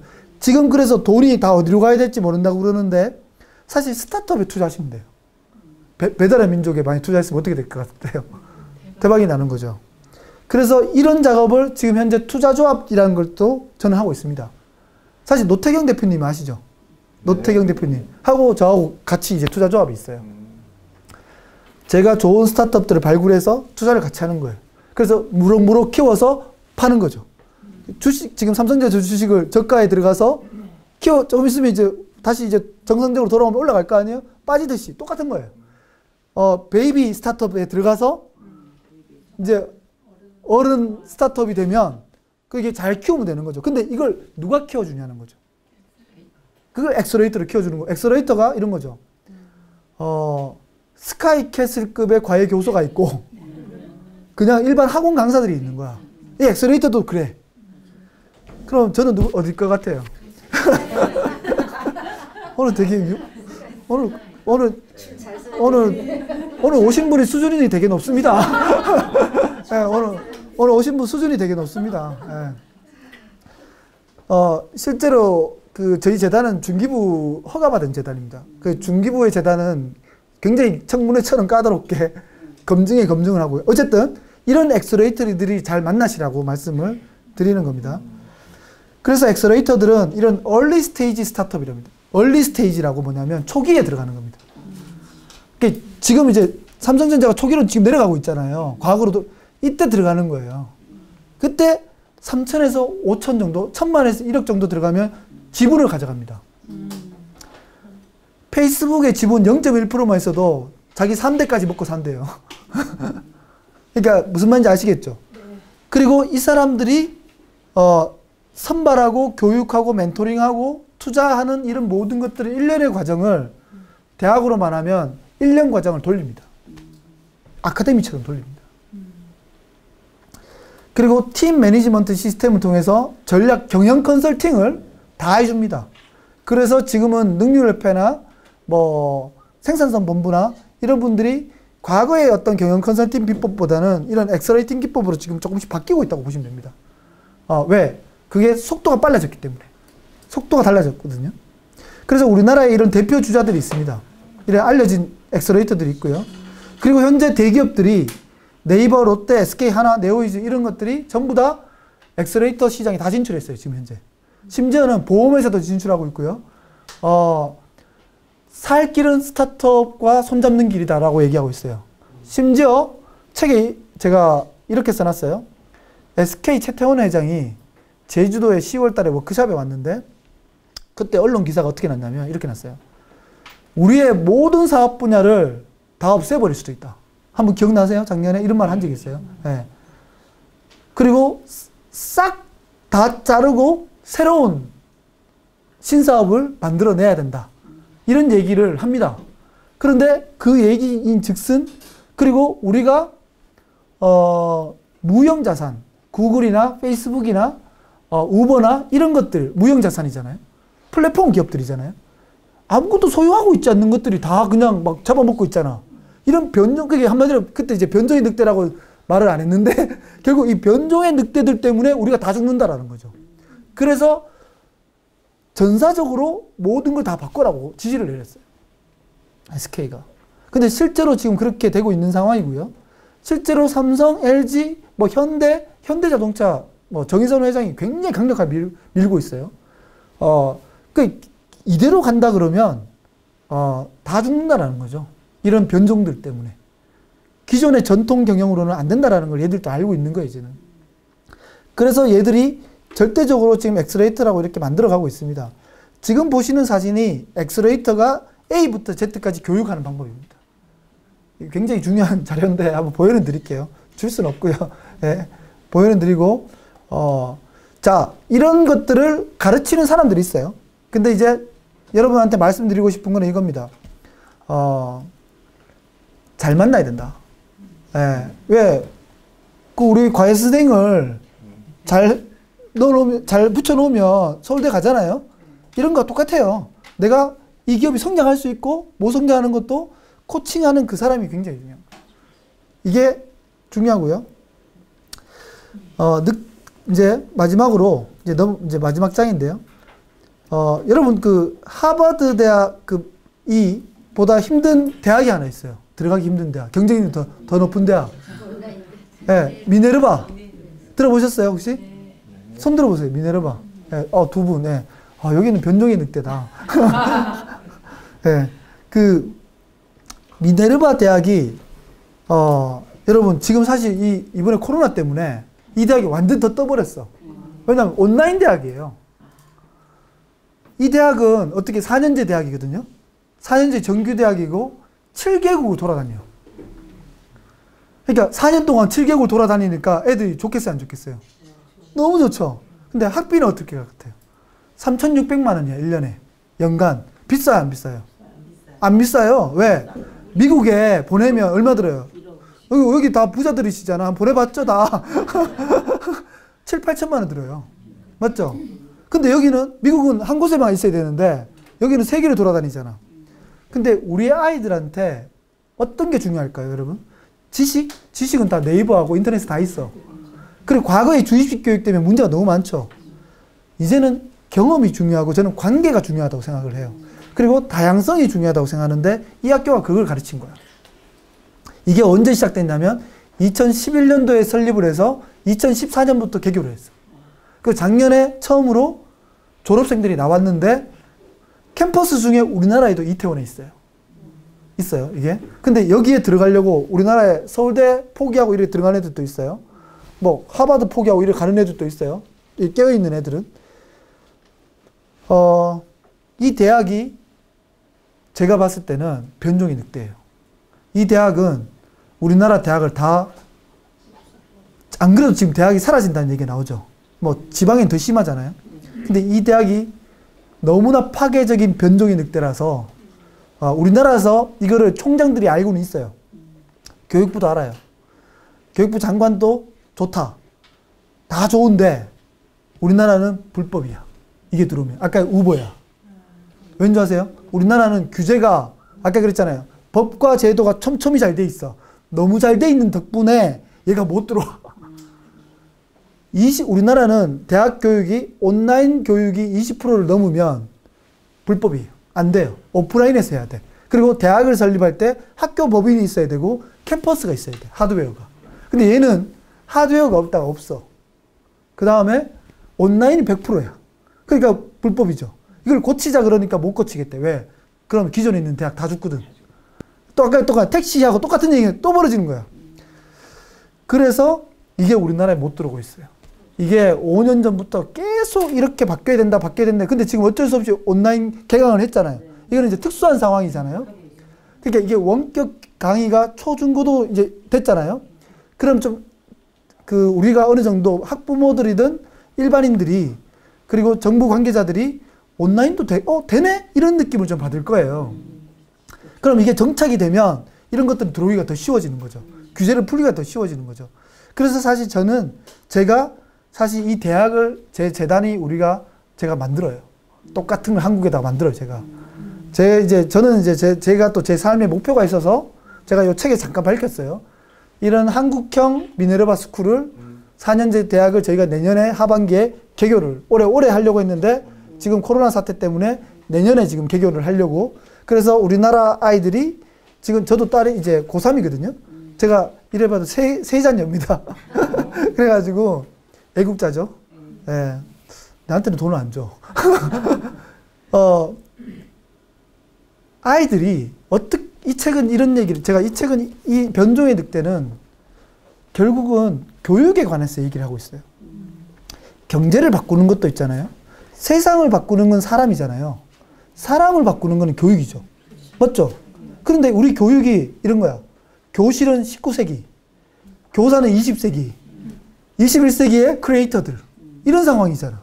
근데 이런 미네르바 스쿨이 21세기의 교육인데 이게 안 들어와져 있는 거지. 아직도 중립식 교육이고.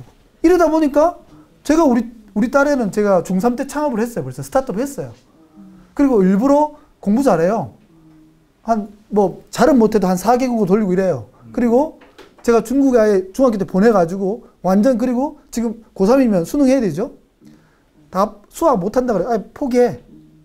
그리고 아예 다른 방법으로 제가 항상 하는 얘기가 있어요. 자녀들한테 어떻게 키워야 되냐면 톨게이트에 고3 애들이 다 서 있어.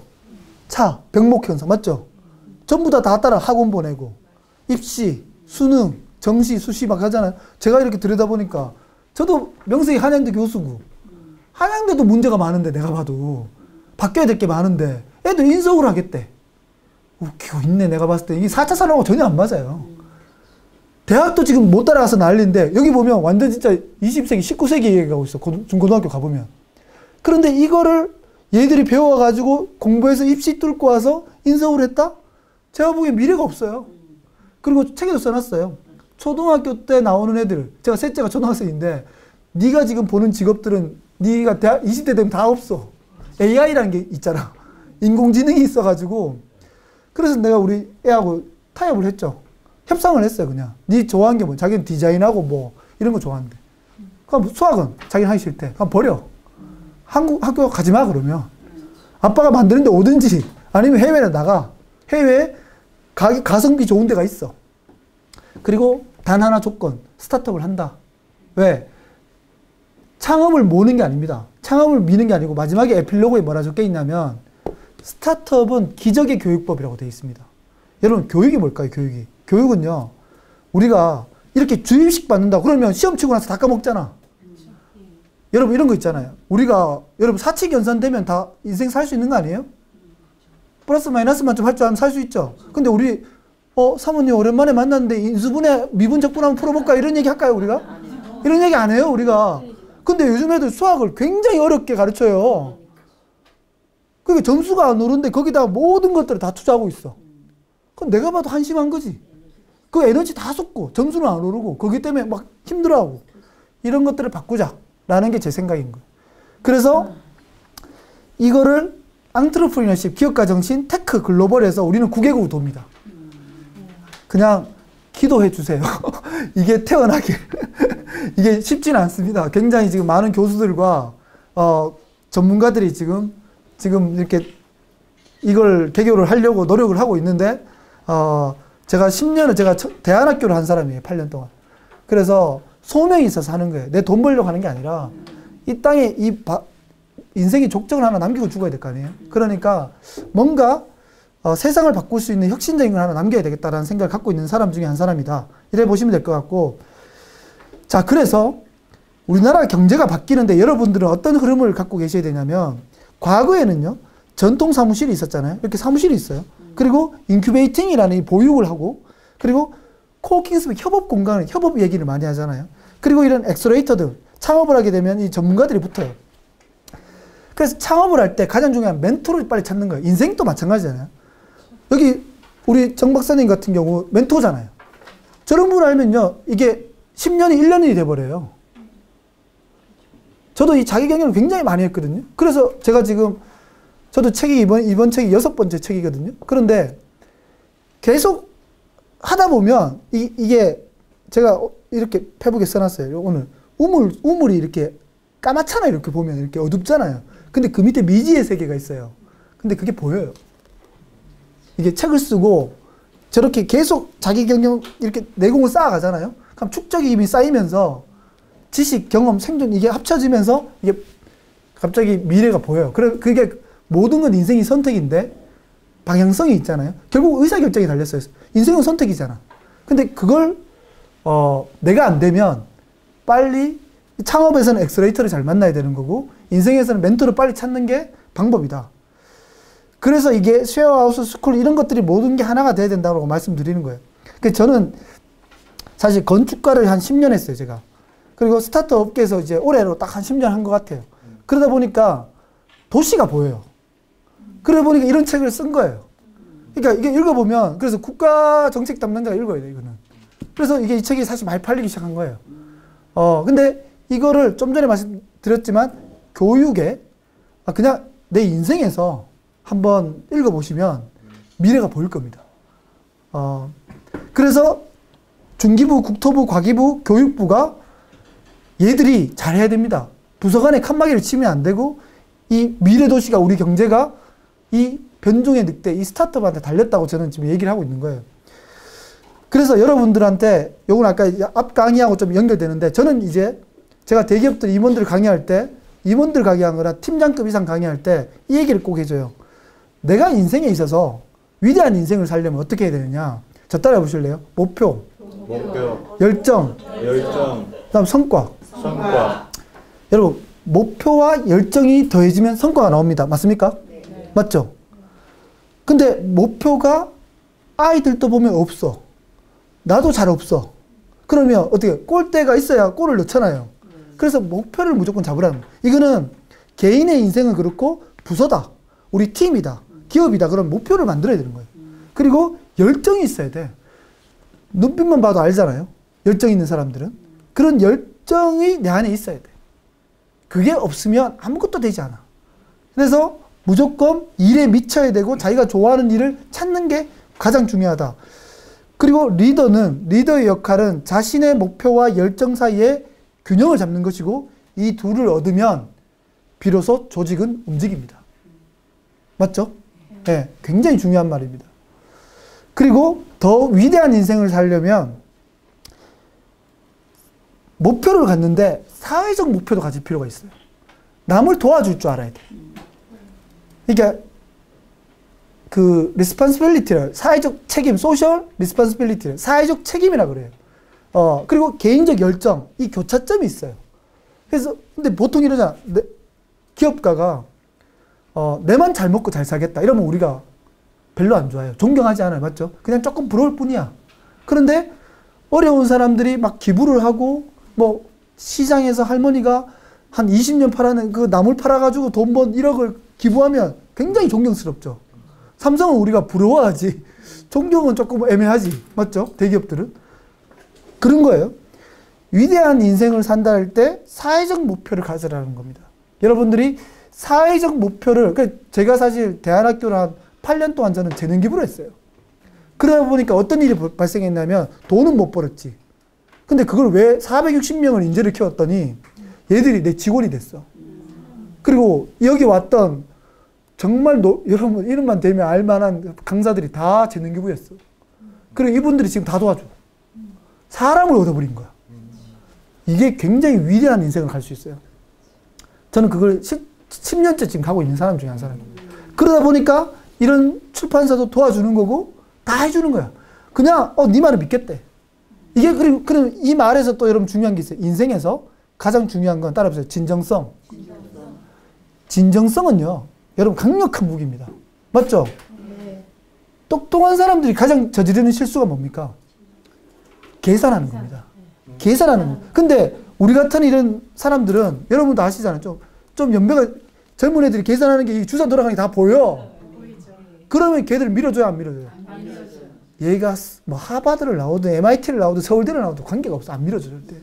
근데 좀 어리숙해도 열심히 하고 성실한 사람 밀어줘요, 안 밀어줘요? 근데 그건 어디서 나와? 진정성을 어떻게 만드느냐? 순수할 때 나와. 그래서 아기처럼 순수할 필요가 있어요. 그래서 제가 이런 말을 합니다. 책에.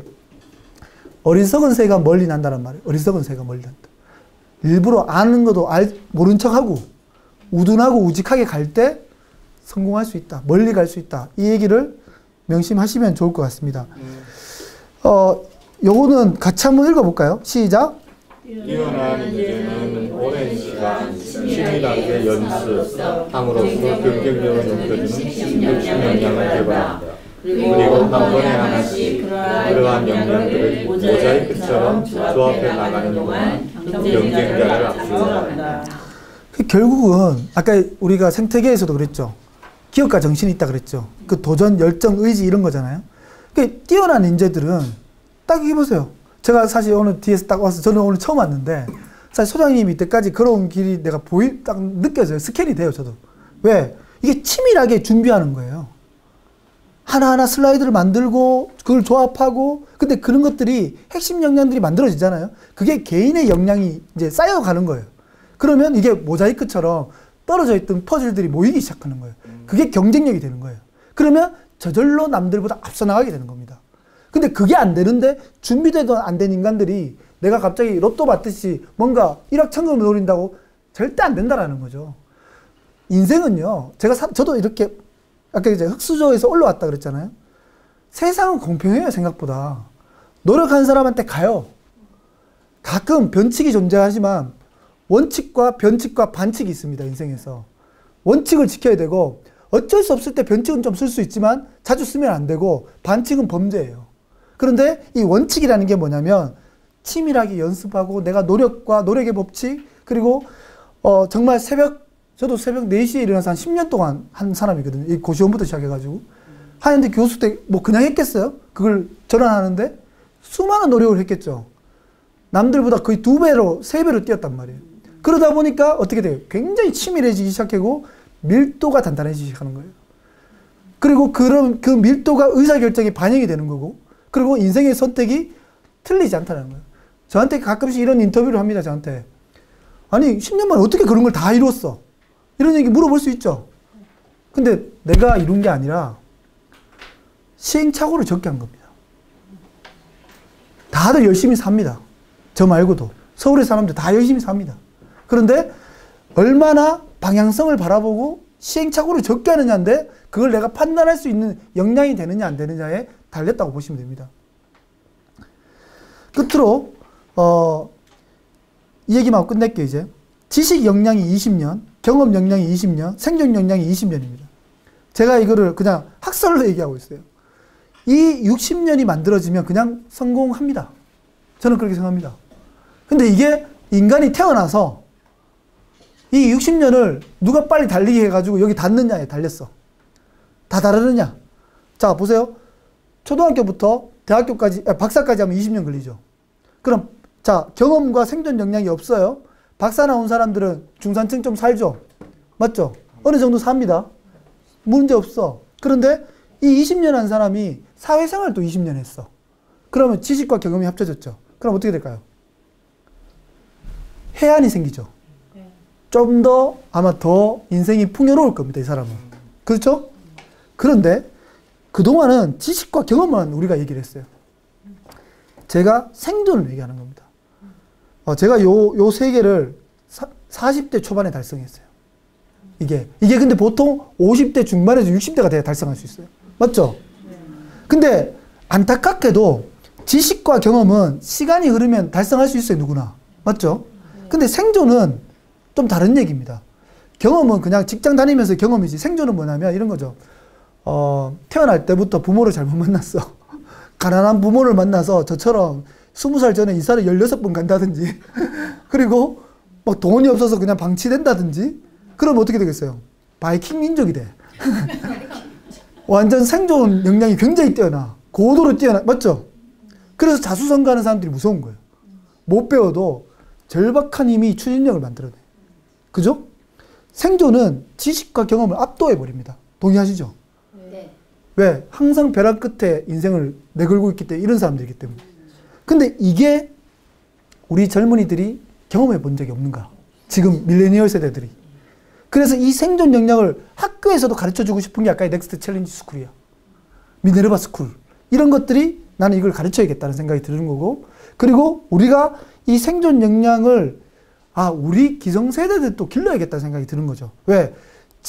자기가 직장에 나오고 창업을 하는 순간 어떻게 되겠습니까? 다 야생으로 나오는 거죠. 야생성이 있어야 되는데 한 번도 경험해 보지 않았어. 그러다 보니까 우리가 인생을 포기하는 거예요.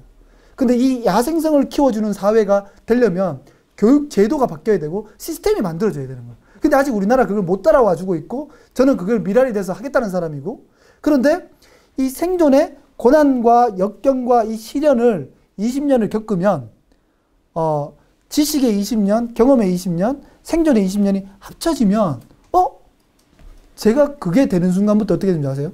40대 중반부터 저도 제 인생이 너무 달라졌어요. 정말 제 인생이요. 10년 전하고 지금은 사실 저는 제가 아까 포항공대 교수라 그랬잖아요. 형하고 막 이랬다 했잖아요. 지금 제가 제일 잘 돼 있어요. 하나도 안 부러워. 나는 교수 내가 선택하면 되니까. 그러니까 하나도 부러울 거. 난 대학 만들겠다는 사람이니까. 그러니까 이게 삶이 어떻게 살아가느냐인데 우리가 한번 잘 들여다봐야 된다는 거죠. 아이들도 그렇고 나 자신도 그렇고 나를 어떻게 경영하느냐에 따라서 인생이 바뀐다. 그래서 60년의 총량이 이루어지면 완전체가 되고 그때 예지력이 생깁니다. 해안이 생기고요. 통찰력이 생깁니다. 그걸 맞춰버립니다. 내 미래를 맞춰버립니다. 그게 선택이 맞기 때문에 남들보다 한 보, 두 보 빠른 거예요. 사실 저도 실제로 그게 한두 보 빠른 거라는 생각이 조금 들어요, 보면은. 그래서 많은 노력이 필요한 거고, 아까 치밀하게 준비할 필요가 있다라고 말씀을 드리는 겁니다. 요거 따라해보세요. 시작. 꿈이 클수록 저항도 크다. 네. 명심하십시오. 꿈이 작으면 아무것도 힘들지 않습니다. 맞죠? 저항도 없어. 근데 그래서 저는 직원들한테 이런 말을 합니다. 제가 지금 우리 재단에 한 12명 데리고 있는데 그래요. 일을 줘가지고 큰 일을 줘요. 근데 딱 하나 물어본 게 있어요. 감당할 수 있냐? 너 이거 감당할 수 있어? 그러면 해. 감당할 수 없으면 하지 마. 이런 식입니다. 근데 기회는 줍니다. 그리고 보상도 체결해 줍니다. 그리고 안 되면 나가야 됩니다. 우리는 그냥 실력으로 그냥 가는 겁니다. 다수는 필요 없습니다. 우리는 열심히 하는 사람한테 많이 일을 주고, 왜? 여러분, 4대 보험 고정비가 엄청나잖아요, 사실은. 그리고 사람을 너무 매모는 게 아니고요. 노력을 하라는 거예요. 노력하면 보상해 줄 테니까 열심히 같이 해보자. 이런 뜻이라고 생각하시면 됩니다. 대한민국은요, 스타트업 지원은 지금 현재 세계 최고 수준이고요. 그림에 보시다시피 플러그를 꽂으면 전구에 불이 들어옵니다. 그러니까 여러분들이 돈이 드는 시스템은 아닙니다. 굉장히 적은 금액의 돈이 들고 3년 이내까지는 정말 완벽한 시스템이 갖춰져 있는 나라가 대한민국이다. 이렇게 보시면 좋을 것 같고, 코로나가 지금 이제 끝나면 스타트업은 굉장한 또 기회를 얻게 될 겁니다, 아마. 그랬을 때 여러분들도 뭐 꼭 이런 겁니다. 기술이 아니더라도 자영업을 하더라도 다 지원받을 수 있는 길이 조금씩 다 열려 있습니다. 그래서 기회를 놓치지 마시길 바라면서 변종의 늑대 강의는 여기서 마치겠습니다. 감사합니다. 근데 질문은 안 받으세요? 받아야겠죠. 질문 몇 가지만. 네, 조금만 두세 개만 짧게 받겠습니다. 강의하지 마시고 질문이요. 제가 질문, 저는 워낙 질문이 워낙 많은 사람인데 짧게 하겠습니다.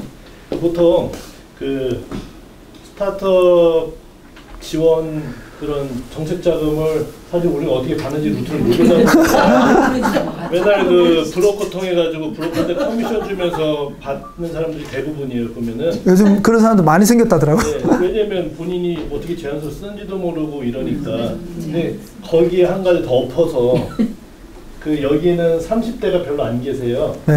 많지 않아요. 그런데 정책 자금이 거의 다 청년 창업으로 쏠려 있다. 더더군다나라고 이런 소문을 들어요. 그러니까 아예 들어갈 엄두도 못 내는 사람들이 많거든요. 어떻게 해석을 하시나요? 간단하게 말씀드릴게요. 작년까지는 지금 정 박사님 말씀하신 거 다 정답. 올해부터 법이 바뀌었어요. 그걸 컴플레인을 자꾸 걸어서 말도 안 되는 예비 창업자도 나이 제한을 다 풀었고, 그리고 그 중장년 사업도 따로 있고요. 조금 이렇게 확대를 했습니다. 그렇게 보시면 됩니다. 그러니까 말도 안 되더라고요. 지금 20대, 30대가 어려운 게 아니라 사실은 중년이 어려운 건데 뭐 정책을 어떻게 이 모양으로 만드는지. 창업을 그러니까 이제 39세 이하로 지금 다 해놨잖아요. 네, 맞아요. 근데 사실 창업은 40대가 제일 잘할 수 있어요. 왜? 경험도 쌓였고 아까 이제 지식과 경험이 좀 쌓여 있잖아요. 그래서 그 얘기를 많은 분들이 했어요. 그래서 지금 조금 확대되고 있고, 실제로 올해 나온 정부 지원 과제 중에 그 39세를 이렇게 경계를 허물었습니다. 다행이네요. 이상한 사람들이 정책을 만들었어요. 혹시 또 질문 있으면 하시죠. 짧게. 제가 김 선생님 이야기하신 창조형 리서치센터 파견 근무를 했었거든요. 2년. 아까 그 3개 부처의 통합에서 원 컨트롤 타워를 한다는 게 저는 사실 안 믿기고요. 김 선생님은 그게 될 거라고 생각하시는지. 그럼 저도 이렇게 경험 한 2년 9개월 해보니까 우리나라 공무원들이 너무 노력을 해요. 정말 못해요. 똑같은 마음이죠. 아까 저는 되게 감동적인 게 좋은 엑셀러레이터를 만나는 게 그 사람의 성공이거든요. 그렇죠. 근데 제가 봤을 때 그 엑셀러레이터에 한 10%만 쓸만하고 90%는 그냥 노동부에 위촉된 사람, 뭐 산자부에 위촉된 사람, 그런 분들인데 그런 분들의 수준을 어떻게 끌어올릴 건지, 그런 데 대한 어떤 대안들이 있나요? 책에도 사실 이 질문이, 그게 지금 창조경제센터 파견 가셔보셔서, 그게 가장 큰 문제는, 학생이 문제가 아니라, 창업자가 문제가 아니라, 지금 우리나라는 가르치는 교사, 엑셀러레이터가, 역량 있는 엑셀러레이터가 부족해요. 근데 그게 수도권에 다 집중돼 있어요. 그러다 보니까, 이제 저 같은 엑셀러레이터는 뭐, 예를 들어서 이제 탑에 있다고 생각하면, 제가 이제 제주도를 갔잖아요. 갔더니 없어요.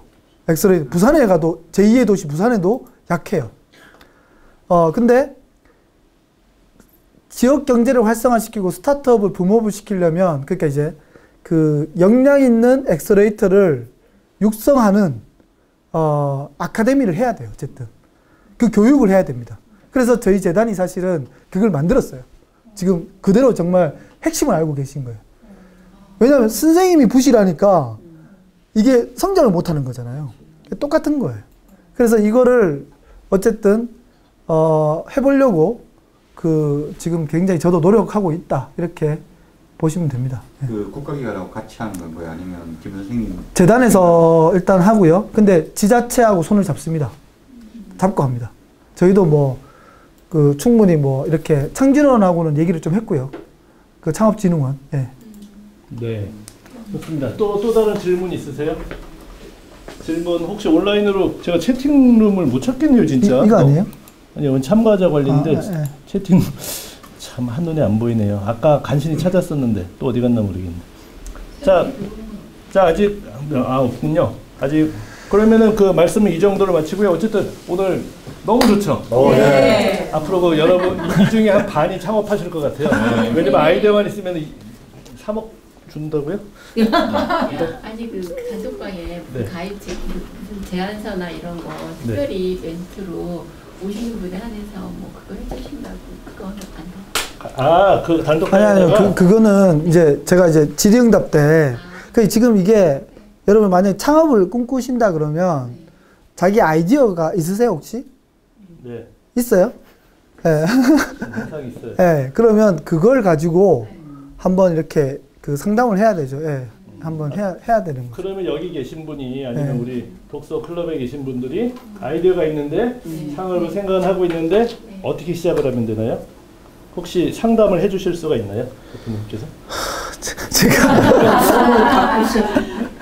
그러니까 어떻게 시작을 해야 되죠? 첫 단추를 방법을 아니 그래서 사실은 저희가 지금 이제 사실 코로나 때문에 지금 우리가 뭐 만날 수가 없었잖아요. 그러니까 이게 이런 그 제가 지금 사무실이 강남에 있거든요.